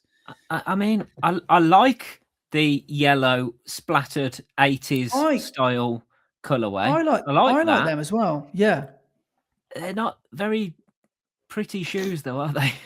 Now they say X Step or XTEP, which I imagine is X Step. Oh, hang on, are they the same brand? I can't tell. I'm just zooming in, and I can't really see. Does that one say Challenger? It finishes in ER, and I can see a G on the other shoe. So I wonder if they are leaning Challengers. But anyway, Tom, we are not convinced at Running the Red Line. No, they say ZEP, don't they? XEP. There's no T. XZEP. So, XEP. Yes, so again, this is one of the main reasons I'm not convinced, because I don't even know how to pronounce the brand, which could be a problem. And also another thing, Tom, I will say that does sound a little difficult to buy trainers from Mule Buy via Taobao. I don't even know what that means. Is that? I don't like the idea of Mule Buy. That sounds like someone smuggling something in for you. How have they entered the country? Which orifice did they get shoved into? Yeah, that smattering of paint wasn't on it when he on the pictures. But anyway, yeah, I'm not. I'll be honest. I'm still not convinced on Chinese shoes. I don't think personally I'll be going on mule boy anytime soon. Mainly because I'll be honest, it sounds dodgy. It's probably not as dodgy as it is. But like Tom says, if it saves you 80 quid from AliExpress, which by the way, I've read has absolutely blown up. So since this is no longer a well-kept secret, everyone's going on AliExpress to buy Chinese shoes. So now there's hardly any deals. I don't know if that's true or not, but now everything's got quite expensive. So that's interesting. But Tom knows all the ways to get these shoes in to the country. So fair play for that. But yeah, I don't know. Yeah. If they do the job, then that's fair enough. Oh, hang on. He's followed up. Yeah. Did you see the follow-up one? Quick last minute update. As my son, who is a terrible shoe thief, borrowed my new shoes and sent me this message last night about the glow-in-the-dark yellow X-Step Pro. And he's put, his message said, and they glow, and these things are frigging amazing. Now, they look like they're from Chernobyl. Like they are glowing in the dark. They look like, radioactive. They look like the little bar that lands on the back of Homer Simpson as he's leaving the plant in the opening of The Simpsons. Oh yeah, they really do glow. They are very, very bright. Yeah, if you had to mark those two shoes out of 10, I'm gonna give the yellow ones, just purely aesthetic, I'm gonna give them an 8. What? And the orange, yeah, I quite like them. I think they're quite cool. No, yeah, the colorway maybe, but the shape of them, you can't quite tell, and they don't look the best. And I know for sure those Li-Nings are the weirdest looking things. Yeah, the Li-Nings not for me. The shape of them. I'm giving them a 5. I think. But I will give them both a no thank you out of 10. Harsh indeed. Harsh words from the Elesmore. Although I do like the yellow colourway, the 80s splatter. Looks like one of my school books from when I was at high school. Mate, speaking of splatter, I've got some poos news for you. Oh, yes, you have. Yes. Yes, you have. Oh my God, I nearly forgot to mention it. Oh, wow. Last Sunday on my long run, became a real runner. All right, the story started on Saturday. So Saturday, Laura and I we are erecting some garden furniture for the best part of most of the day, and it was a sofa that goes outside and a table, and we finally finished it. And it took us about 5 hours, and we got dominoes. So we just smashed the dominoes. And what always happens in our family is Laura says, "Yeah, let's get XYZ," and then has about 10% of it. So then I have basically got 2 large pizzas. I had 1 large pizza and 6 slices of the other, because Laura only had 2 slices of the other one. So I had like 8. I had 14 slices of pizza. Sunday, thought it'd be a good idea to go and do my long run. Hang on, 6 slices. Isn't that like another half a pizza? Yeah, 3/4 of a pizza. Yeah, so she only had 2 slices. Oh wow, okay. So you basically had two large pizzas, yeah. That's why I love taking Laura out, because she doesn't eat anything, so I just have it all. Amazing. Yeah. And then so we went. I was like, okay, so I'm going to go for my Sunday long and get it out of the way. When I went to the toilet in the morning, when you look down and you see like a little Malteser, and you're like, is that all I've got? I'm right. Okay. So obviously I don't need to go. I'm fine. And then 10K in, bear in mind, I'm doing about a half marathon. So about halfway in, I'm feeling a little bit bloated. I'm thinking, this ain't right. This isn't right. This is not a fart anymore. this isn't right. And I was getting more and more bloated. I was feeling a little bit gassy down there. And then I started getting shooty arse, and I'm thinking, it's happening. It's happening. This is happening. I have got to adjust. I've got to adapt, because this is happening in my shorts right now. So luckily, I won't go into detail. I'll let anybody who wants to try and find it. But somewhere along the A449 between Worcester and Malvern, I literally was scanning around desperately trying to find somewhere, because I'm a little bit of prude about all this. I'm not just like right, I'm going to go into that open field and drop my kecks and then just like, I want to try and go somewhere with a little bit of privacy. And I've never done this before, so I don't know how it all works. Someone can step in it like a cowpat. Yeah, I don't know if what I stood in was cowpat last time I did the Suckling Water Marathon. Probably wasn't thinking about it. And yeah, so then I luckily found, at the end, sometimes you're on a road and then there's like a little drainage ditch that goes down the sides of the road. I went down one of them, and luckily there was a corridor of trees in between the ditch and the farmer's field the other side. So I've got a busy 60-mile-an-hour road on my right, and then I looked down, and then there's a little ditch. So I went into this ditch, and I was in the stinging nettles. So I was like, well, by now I'm turtle-heading, so I've got to make decisions quickly. And then I remembered I used to follow this guy on Instagram. He was, I don't know, maybe it's things that come up on my thing anymore, or he doesn't do it, but he was a trail runner, and I think he was an ex-soldier, and he's called Trail Gremlin. And he's this guy from the West Midlands, up Wolverhampton or somewhere like that. And he just runs silly distances.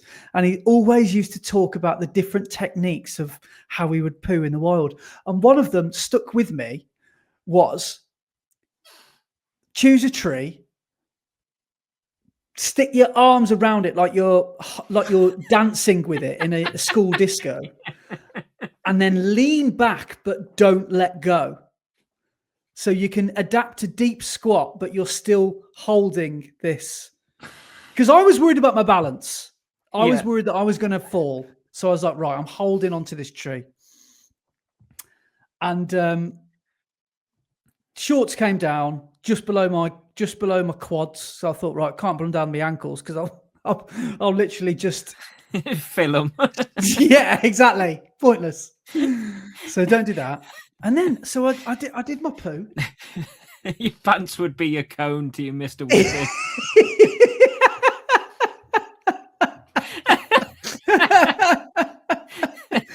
So yeah, I did my poo, and then you start urinating furiously, don't you? when you do a poo, everybody does it, don't they? And I'm like, I'm gonna wee on me super blasts. So then I had to sort of angle myself down, and then this jet stream was perfectly like a laser, was protruding through the leaves and the soil, and I had to sort of make sure that I didn't urinate all over my brand new Super Blast 3s, which I narrowly avoided. So that was a learning curve as well, to remember that the number 2 comes first and the number 1. And then panic set in, because I realized that I was in the middle of basically stingers. So I'm not proud of this. I'm not proud of this at all. But I pulled up my pants and I ran home. You didn't wipe? I couldn't do the army method because I didn't have any leaves around. I'm not proud of it. I'm not proud of that at all. But sometimes must. I'm also straight in the shower. Well, I'm also visualizing a Domino's a Domino's poo is not a solid poo. I would describe it as disgusting. Disgusting. Disgusting. It was what he is. Yeah, it was not a pretty sight. So if anyone does go, it's on Andy poo hunting, I'm sorry for what you might find. But I wonder what happens to it a week later. I'm tempted to do the same long run on Sunday and see if I can, check the updates on it. Brilliant. But it was an interesting moment. And I've run PBs, 5Ks, marathons, blah, blah, blah. I've never had so much engagement on Strava than last week than telling everyone I went for a poo in a hedge. My phone blew up. Yeah. And then I went straight to the comments to write my comment, and then read your post and went, he beat me to it. Yeah, well, I was thinking you'd you'd already taken my joke before I could even type it. Yeah, Brilliant. yeah, you'll have to have a look on Strava. But so learning curve, because I'm the sort of person that if I can avoid that, I will at any cost. I can't just do it on every run I do. I actually feel slightly ashamed of what I did because it was like littering in the most disgusting possible way.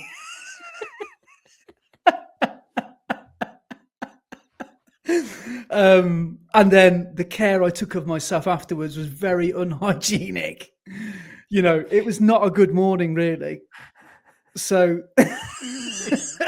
the care I took of myself afterwards, what, non-existent? Zero. Yeah, zero. There was no aftercare.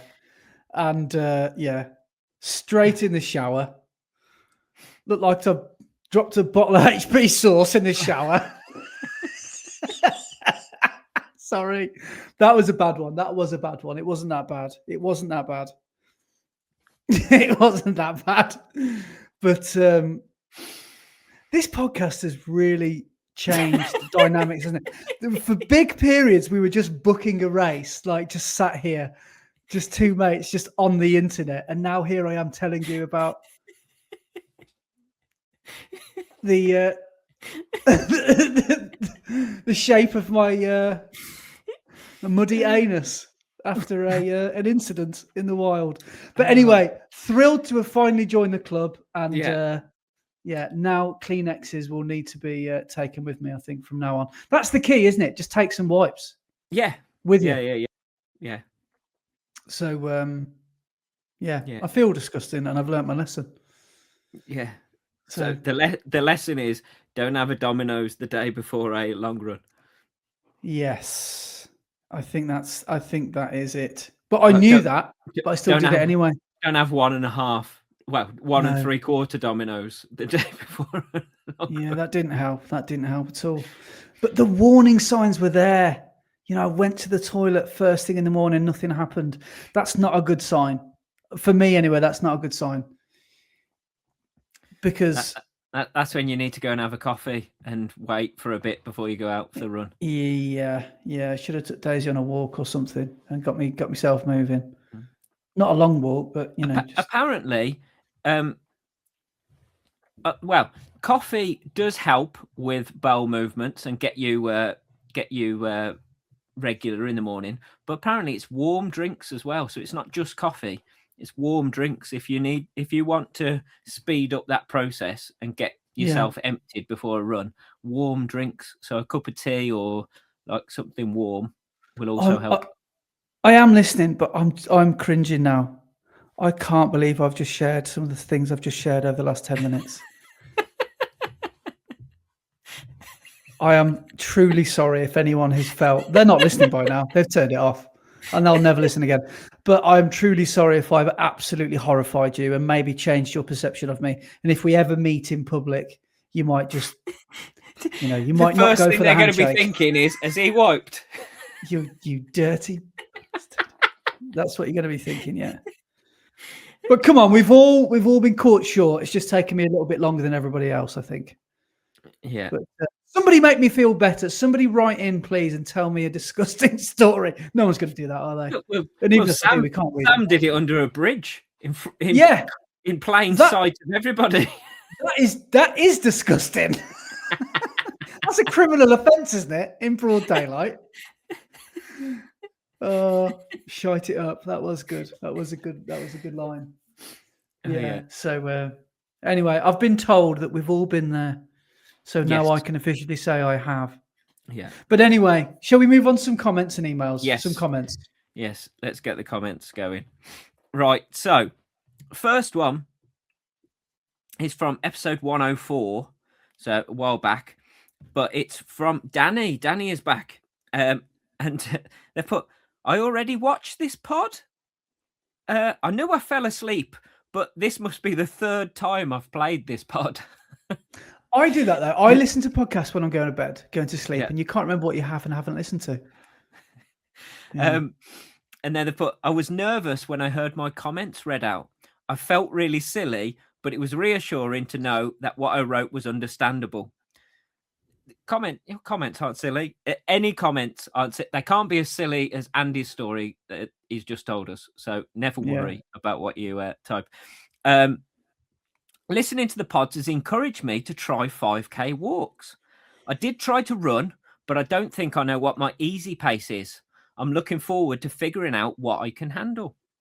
I might miss some of the comments that you read out or feel too nervous to reply, but I think I'm likely still to find something to write every now and then.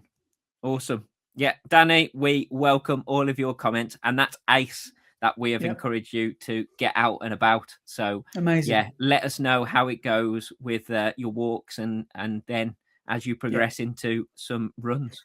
Amazing. We love to hear from you as well. Next one is from last week's episode. So all of these now are from last week's episode. First one's from John Turner, and he says, needed a warning on this one. The bungle from Rainbow Line nearly resulted in a fall this morning. Brilliant.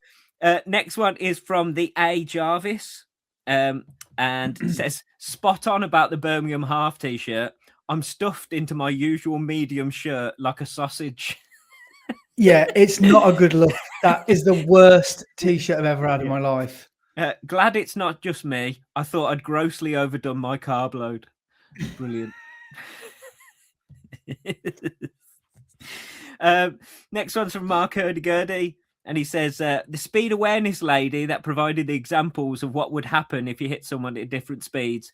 My mind switched during my run to the classic Keith Lard fire safety sketches on that Peter Kay thing in Phoenix Nights. Oh, yes. Yeah. Oh, brilliant. And then he says, the rainbow bungle comparison to Chewbacca made my year. Brilliant. Next one's from No Bips Just Bops, and they say, yes, Andy, can't wait for the Loch Ness video, please. I am hoping to do it in 2027 as my first road marathon. I've done a few trail marathons and ultras, but never a road one. So this one seemed like a happy medium, as it looks like it's quite quiet with crowds and spectators, etc., with lovely views and a relaxed feel. I also heard you get a tin of soup in the goodie bag, as it's sponsored by Baxter's. Glamorous. Yes, it is sponsored by a soup company. Yeah. So they're looking forward to that video and that race. Next one from David Cartwright Lanks, and he says, great pod as ever, lads. I say Bungle, Zippy and George get the invite to the pod next episode. Oh, that'd be great. That'd be brilliant, wouldn't it, to get there? Get them all on. Yeah.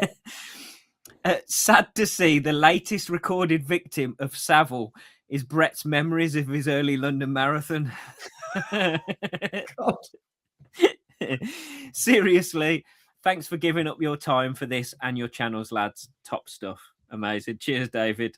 Yeah, the medals do look a bit like the old Jim will fix it badges, but no, it hasn't dampened my memories of London back then. Right, next one. This one's quite funny. It's from Hedge Donkey, and he says, top tip, anyone listening on a long run can work out when 2 hours have passed by when Brett's headphones run out during the pod. Yeah, like clockwork. Let's test that theory 12 minutes from now. Yeah, it's because they are like first generation AirPods. They're either first or second generation AirPods. So they're really old now. I have used them so much and the battery life is not what it once was. You used to be able to get through pods, no problem. Yeah. But now they're just getting longer and longer. Yeah, they still work really well for how old they are, but yeah. Next one is from Ross Hotston. and says, "Ooh, looking forward to the Loch Ness video. It's my home marathon, and I've done it a few times over the years. 9 times, I think. I'm sure you will enjoy a run in the beautiful Highland scenery." I can't wait. I cannot wait. Like, I'm genuinely so excited. Genuinely. Yeah. Amazing. There'll be no Dominoes consumed the night before. Definitely. 9 times she's done Loch Ness, though. That's amazing. Wow. Yeah. So I need to tap Roz up for some tips. Yeah. Course profile and all that sort of stuff. Yeah. Next one is from the Sam Rules, and he says, "From first to last, co-ed, and then an absolutely great shout with the audition. Impeccable taste, Brett." Look at that. Somebody who appreciates my music taste. Excellent. Ooh, podcast friend. And then you'll like this one. You'll like this one too, Andy, because this is from Rich Udalehihu. And it says, "From first to last, co-ed in Cambria, yellow card, the audition, and yes, one of the very few that knows hiding with girls. Cracking selections, Brett." Look at that. Two comments on the bounce. None about your musical taste, though, is there? Another great episode, even without acknowledging the great running content and your Birmingham recap, Andy. Great running. Perhaps you guys should consider a music podcast spin-off. And then he's signed off with "hee shaboody," which is the start of a Coheed song. And a little bit of trivia. Shabooti was Coheed's name, the band name, before they became Coheed in Cambria. They were called Shabooti. Oh. And it's a little thing he says at the start of the Devil in Jersey City. Right. I'm sure that means a lot to anybody who knows people. Coheed will know. Shabooti. Yeah. I'm actually, we shouldn't get a copyright strike from this first little bit, but I'm actually going to play it for you. Here we go. Oh, hang on. There we go. Right. So that's for all the Coheed people. All the children of the fence.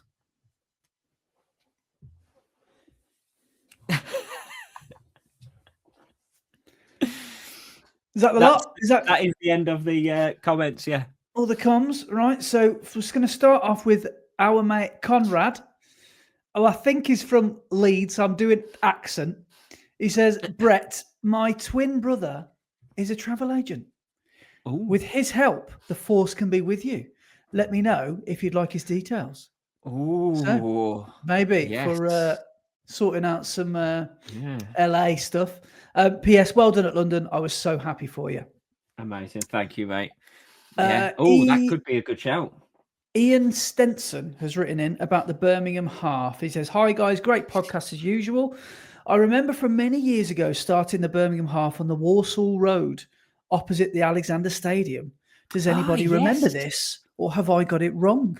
No, that is where it started. So when I did the Birmingham Marathon in 2017, the marathon and the half started at Alexander Stadium. Okay.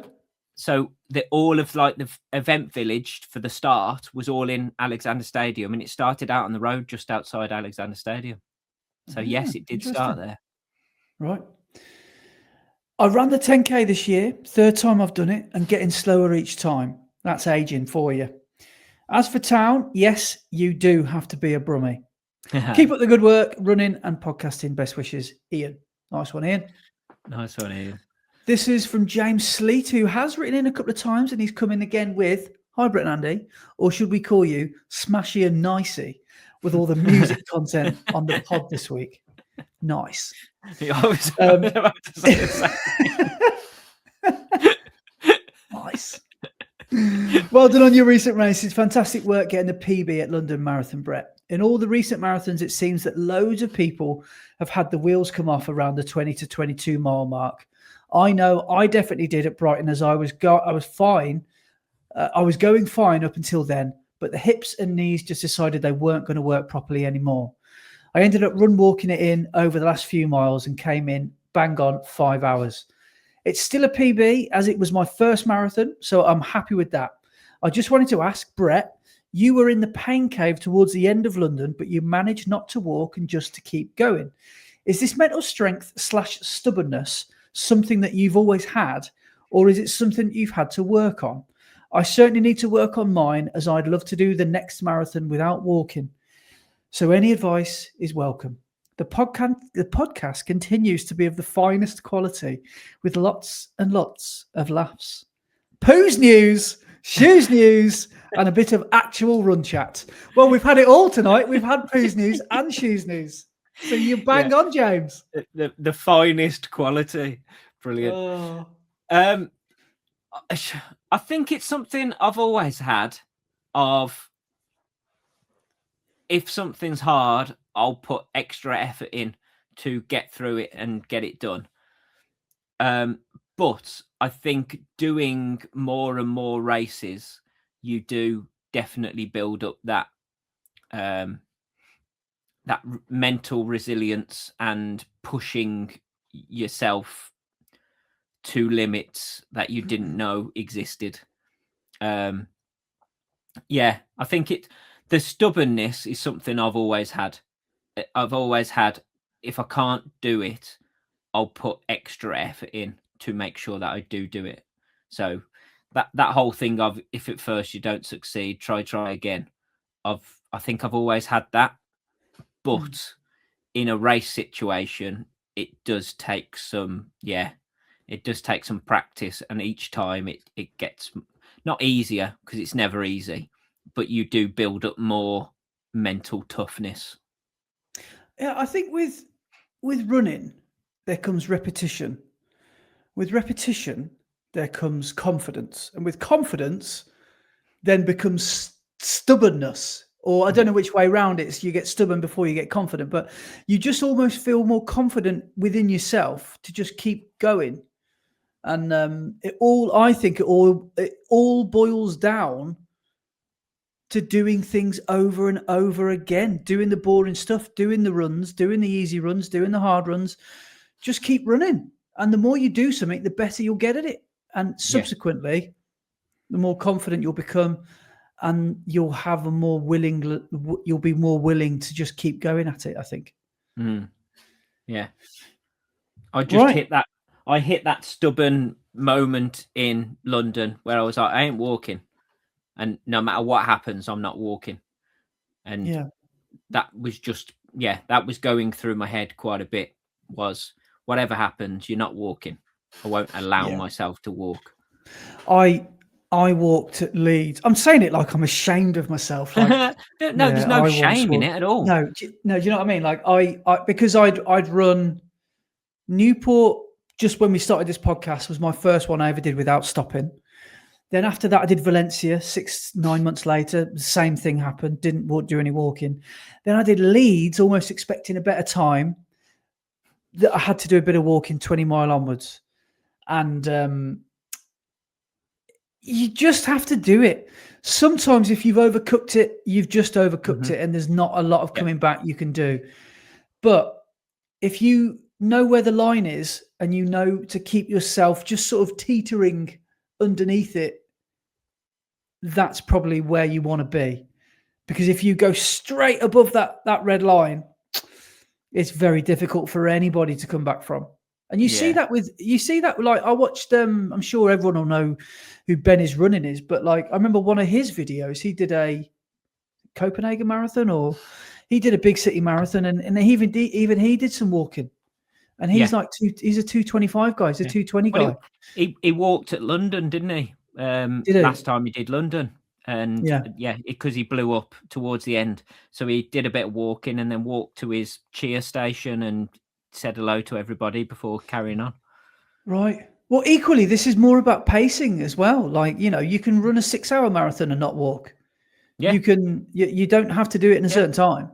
If you pace it correctly and know what you're capable of.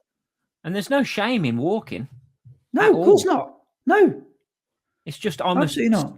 I'm a proper stubborn one of them. And my head just goes into that mode of, you ain't doing this. Come on. For me, when I did Seville, I was thinking, I want to walk. And every time I felt myself slightly slowing down, I remember thinking, no, because you won't get going again. Or you'll keep needing walk breaks. And it's actually, this sounds mental, but a few people might get it. You'll probably get it. But I actually think it's harder to walk in that situation and keep going again than just keeping running. And because when it really hurts, it hurts more to walk than it does to jog. Yeah, absolutely. So you've just got to keep saying to yourself, hopefully you're fairly close to the end by this point, but just try and mentally work out how many miles you got, or how many. Like I say this to myself all the time in a race, like, right, okay, I've got 5K left. This is all over in 25 minutes, all over in 22 minutes. And then I can really say, I can relax now for the rest of the day. All I've got to do is just a few more minutes of effort, and then it's all over. So yeah. Right, so let's move on to this. This is a good email. This is someone I've been chatting to this week. Someone who is one of our Highland correspondents, who has written in plenty of times. This is Stephen Smith. And he says, hi guys, a massive well done to Brett on the PB. Thoroughly well deserved after making such a strong comeback following a lengthy spell on the sidelines and battling another round of niggles. Legend. I'm not normally one to talk openly about when things don't go to plan, but as most of us have had bad races in our running careers, I thought it would make a change to be one of the few to highlight an example. While many manage PBs in London, I had an absolute shocker. After a 3:10 at my local patch of Loch Ness last year, I was feeling very confident going into the training block for what would be my 4th consecutive London for charity. I felt the fittest I'd ever been, and about 7 weeks out from the race, I bagged my first ever sub-90, 1:28:43, in another one of my home races, the Inverness Half. So far, so good, and for a potential marathon PB. Fast forward to the first week of taper, bang!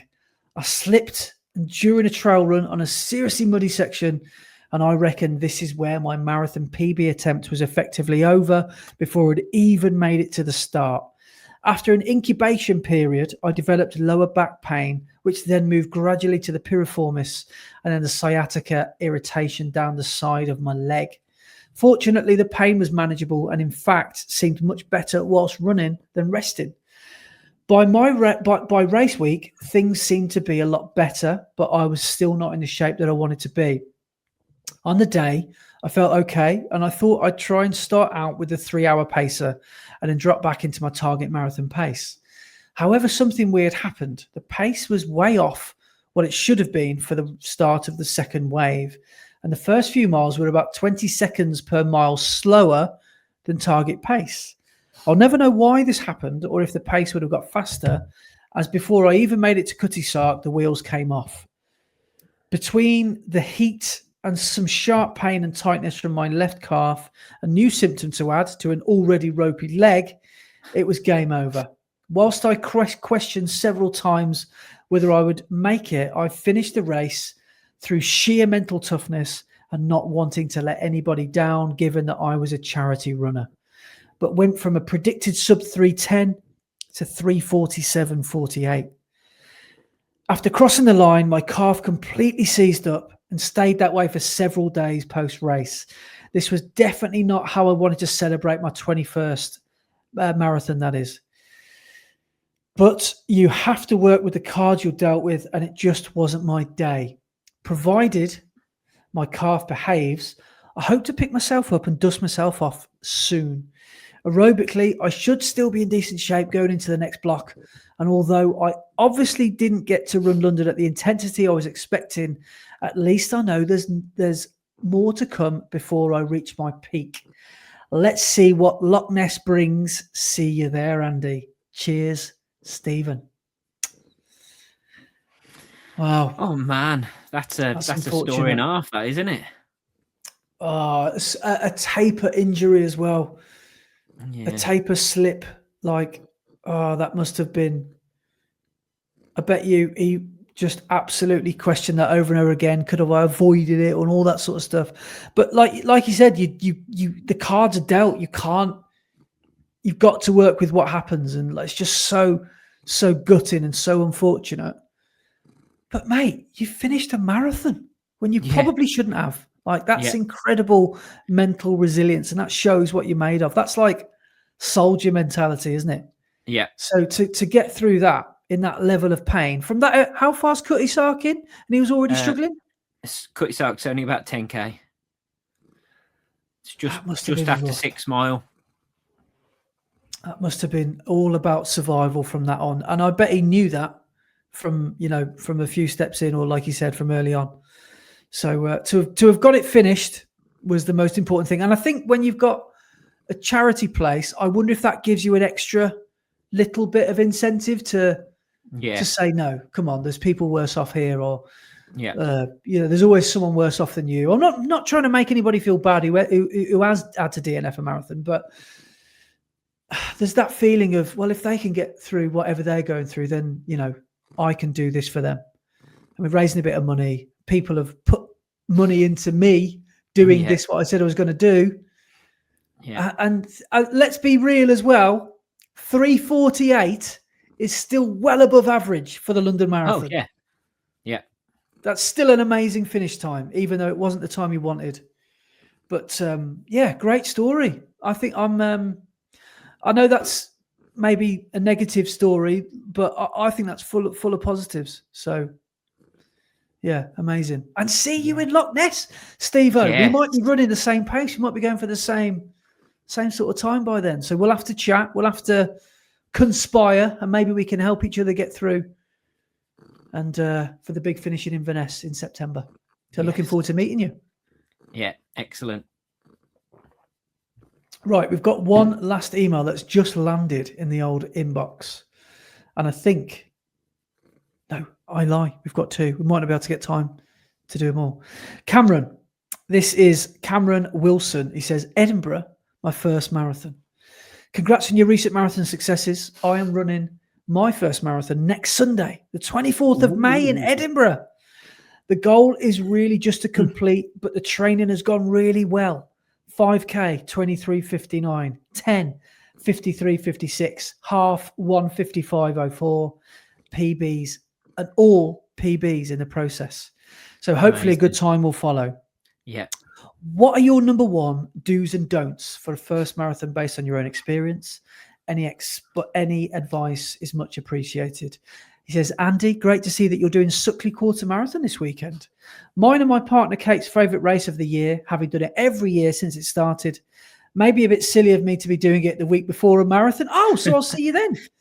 But I thought it was this weekend, Edinburgh. It's the weekend after. But I really didn't want to miss it. Hopefully see you there and say hi. He also says, Brett, any plans to run the Hilly 100 this year? Kate and I are running it for the first time this year for Northbrook. Love the podcast and all the best, Cam. So, first and foremost, what are your do's and don'ts for a first-time marathon? Don't go out too fast. Don't under-fuel, but don't over-fuel at the same time. Because that was a mistake I made on my first marathon, was having far too much Lucozade and far too much energy gels, and they just slosh around in your stomach for the whole of the race and want to come out throughout the whole of the race. So, make sure you take enough on, but don't take too much. Yeah. And just enjoy it. That's the main thing, is enjoy your first marathon. You only get to run your first marathon once. Yeah. There's no second chances at your first marathon, and you want that first experience and memories of that first experience to be good. So, yeah. My do's would be very similar to Brett's. Do fuel correctly, and if you're not going to take your gels, that's up to you, but don't skip the waters. make sure you stay hydrated. I know it's Scotland, and you might think, well, it's going to be cold up there. It's May. It's the end of May. It's going to be muggy. It's going to get warm. Your body temperature is going to be quite warm. So just keep drinking. Just take a swig at least at every aid station and don't skip them, because your body's going to thank you for that. And another don't worry if the race plan isn't going to plan. Nothing really goes to plan. Like we always say, that Mike Tyson quote, everyone's got a plan until the marathon punches you in the face. So if things happen during the marathon, don't worry, don't panic, stay relaxed. And also, like to echo what Brett said, don't get too greedy. Don't go out too fast. Don't think, sub 3's on here, but I've been training for a sub 4 because you can run that pace for 5K. That's not the best way to approach it. Yeah, and the biggest one is don't listen to what anybody else says. Just do what you want to do at the end of the day. Yeah, run your own race. It's your race. Yeah, exactly. So don't let anybody tell you how to run a marathon. You can do what you want, but you just want to get round safely. So the Hilly 100, are you doing it? So I hadn't signed up for it, but an email did come out today asking if anybody was available, because a couple of spots have come up. A couple of people have dropped out. So there is a possibility. I haven't said yes yet, because I think it is the week before Two Castles. Okay. So I think is it? I don't know. I can't remember. Hang on. Let me check. Sunday the 3rd. Oh no, it's 2 weeks before Two Castles. So it's 2 weeks away. So, don't know. Possibility. But hang on. These guys are thinking of doing it. It's the week after Edinburgh Marathon. Yeah. I know. Fair play. Yeah. You're worse than Brett. Yep. So, fair play. But yeah, good to hear from you both. Cheers, Cam and Kate as well. Hopefully, I will see you Sunday at Suckley. So this last one has literally just landed in our inbox this evening. And she says, this is Karen Farthing. And the title of the email is, I made the leaderboard. She says, hi, Andy and Brett. Just finished episode 110. And how chuffed was I to hear my name mentioned as third in the distance and first for elevation. So excited I was that I screen recorded and I sent it to everyone that I know who, funnily enough, were not quite as excited as I was. That elevation came from one event, the Isle of Wight Ultra of 54K. Having hit Vet 45 status, I embarked on what all middle-aged runners do. I entered an ultra. First ever ultra distance, to which I finished and immediately said, never again. Until I found out I'd come third female, and my prize, free entry into another event of my choice. I've realised this running malarkey is like giving birth, so you soon forget the pain and only remember the good bits. So I'm already planning the next one. Here's hoping I make the Strava leaderboard for distance again soon, as I start training for Amsterdam Marathon in October, where I'm hoping for a PB. Previous PB is 3:20. Then it'll be elevation as I embark on the next ultra event. Great pod. Thanks for the mention, Karen. Amazing. Nice one, Karen. That's awesome, Karen Farthing, Karen. if anybody wants to go and follow her on Strava. That's amazing. Yeah. Oh, how good's that? That we make people's day like that. That's wicked. Yeah. I love that. Never again. And then, to next year. Yeah, go on then. Yeah, it only takes a few days, doesn't it? Yeah, everybody says that, never again. And by Monday, they're on the website thinking, yeah, go on then. Yeah, definitely. Is that the end of the emails then, yeah? That is. We are up to date with the emails. Right, so just to finish off, because we were going to talk about our training, but we probably haven't got enough time to go through our training completely. My hamstring is tight because this week, even though I said last Sunday that I'm going to have another easier week before I get back into proper training, on Tuesday, I purposely didn't go down to club because I wanted to avoid a session. So I went for a steady run, and as I got to mile 3, I noticed that each mile had got quicker, and I was progressing through the miles, and I just continued on a progression run, and I did 8 miles of progression, ending up faster than marathon pace because I'm a plonker. And then yesterday I ran down to session, and I was just going to do the warm up with everyone and then go off for a steady run. And we finished the warm up. And I went, "What is the session tonight, Andy?" And he went, "Oh, it's this, and this. But as you're still coming back, you could do this one if you wanted to." And I was like, "Yeah, go on then." And the session was 5 times a K off 400 meters, so off a lap recovery. Yeah. So I said to myself, and I chatted to Andy, and he was like, "Yeah, just don't go out at like pace or anything. Just take it a bit easier." So I said, "Okay, I'll probably do it at like threshold pace." And he was like, "Yeah, that sounds like a plan." So my threshold pace would be just under 6 minute miling, so about 90 seconds a lap. And I was like, okay, so if I go out and do it at that pace, that'll be fine. 90 seconds a lap. So yeah, what would that be? 350 something a K. Yeah. I was like, yeah, that'd be perfect. So set off, first K, 321.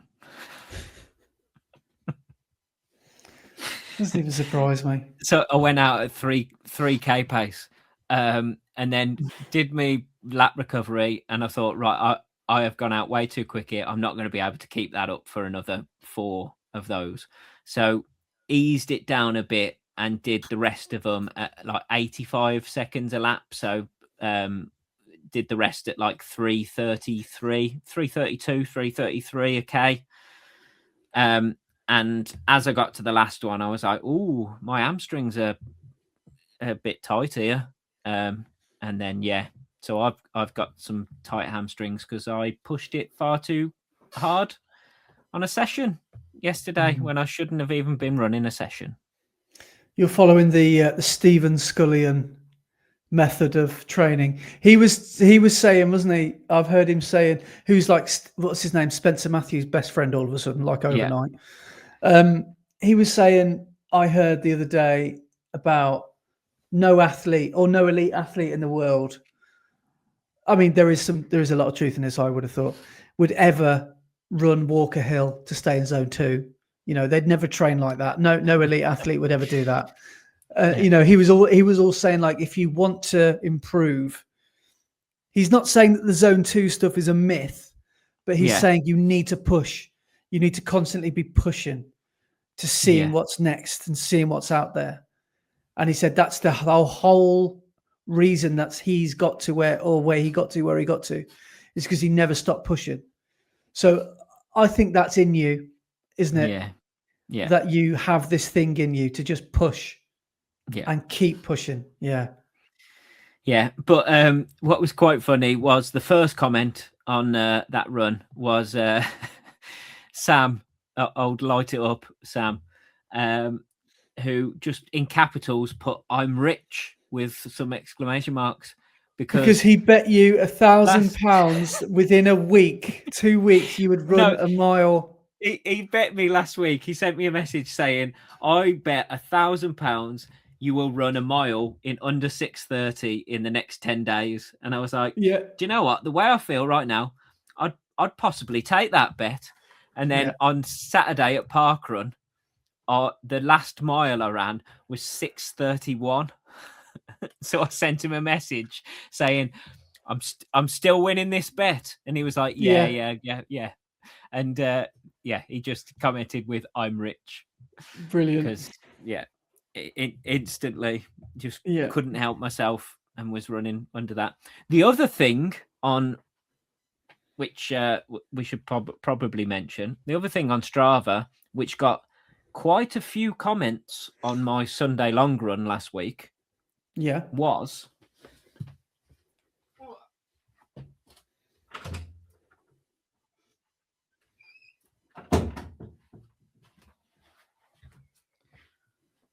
Sunday, I went for a run in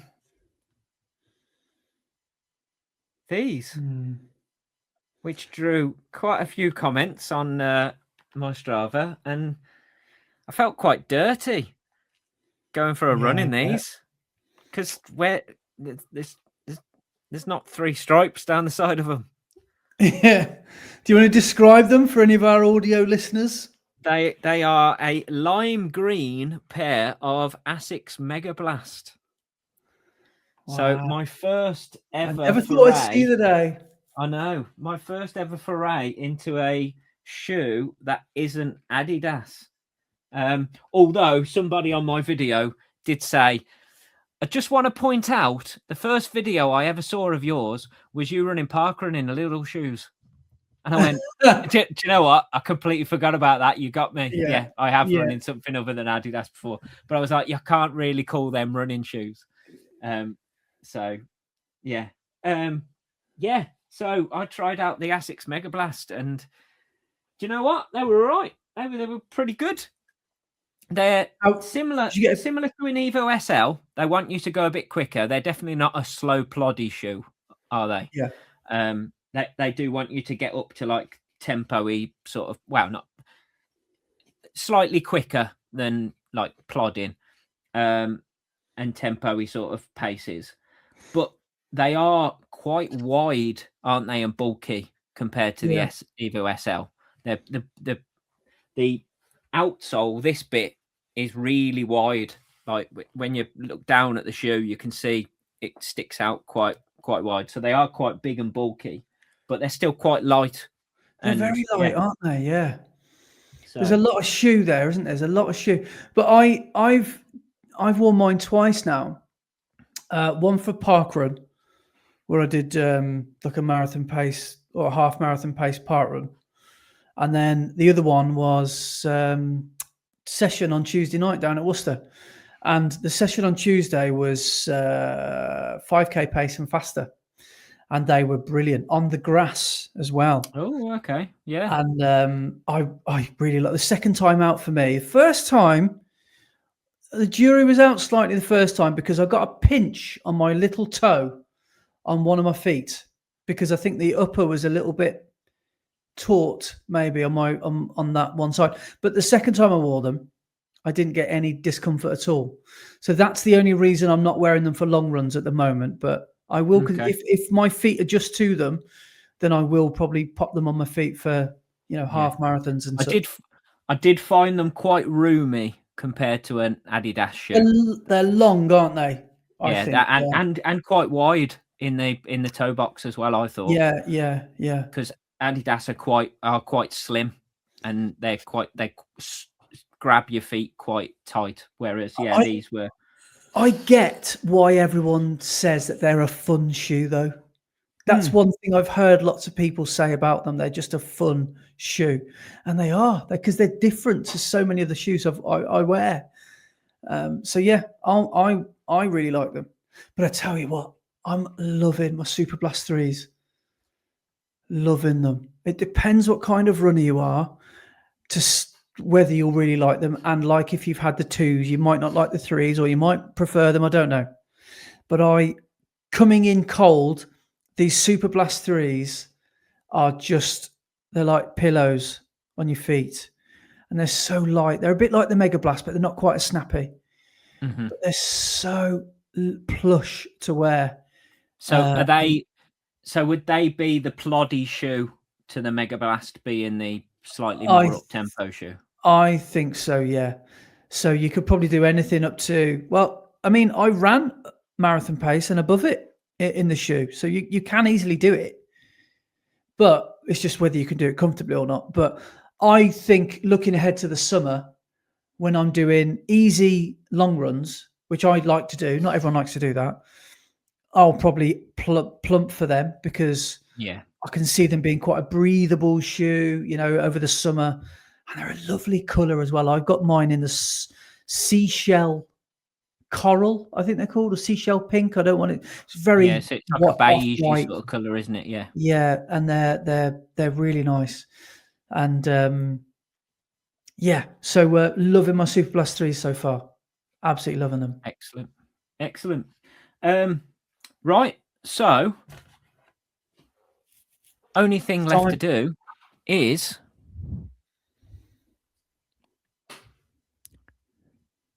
the Strava segment.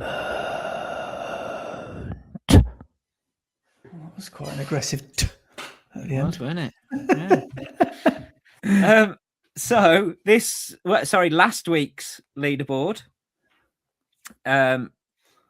In first place is someone we've not had up this far in the leaderboard before, but it is Robert Moley, one of our B&R runners with 75.6 miles.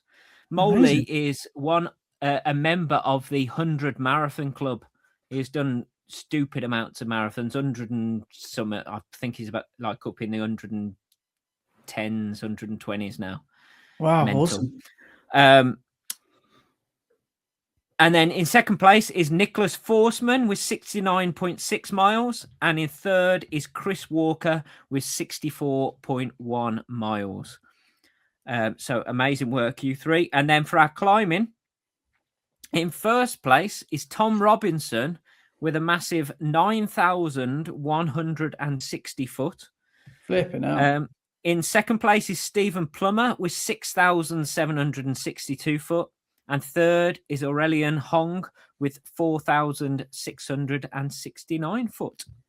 So amazing work. And then for our ladies, in first place is Chloe Hamard with 59.3 miles. Second is Victoria Lee with 50.3. And third is Jojo Coleman with 49.9 miles. And then for our climbing, in first place is Jace G. So another new name on the leaderboard with 4,032 foot. Second is Roz Hotston with 3,402 foot. And third is, again, Jojo Coleman with 2,543 foot. So amazing work from everyone. Well done, everybody. Some cracking work. So I'm hoping I get the elevation top 3 next week. Yeah, well, if you're the week after, if you're doing 8,000 foot in one run, hopefully you should. Depends how many other runs you do that week. You'd think, you'd think that might be enough. Yeah. But yes, hopefully we shall see. We shall see. Anyway, best of luck over in Suckley on Sunday. Thank you, and enjoy your trip down to Devon. Can't wait. It's going to be good fun. I think it's going to be good fun. Amazing. Right. So the YouTube video will be coming out in 2035. So stay tuned. Amazing. 2035. That's not 10 years.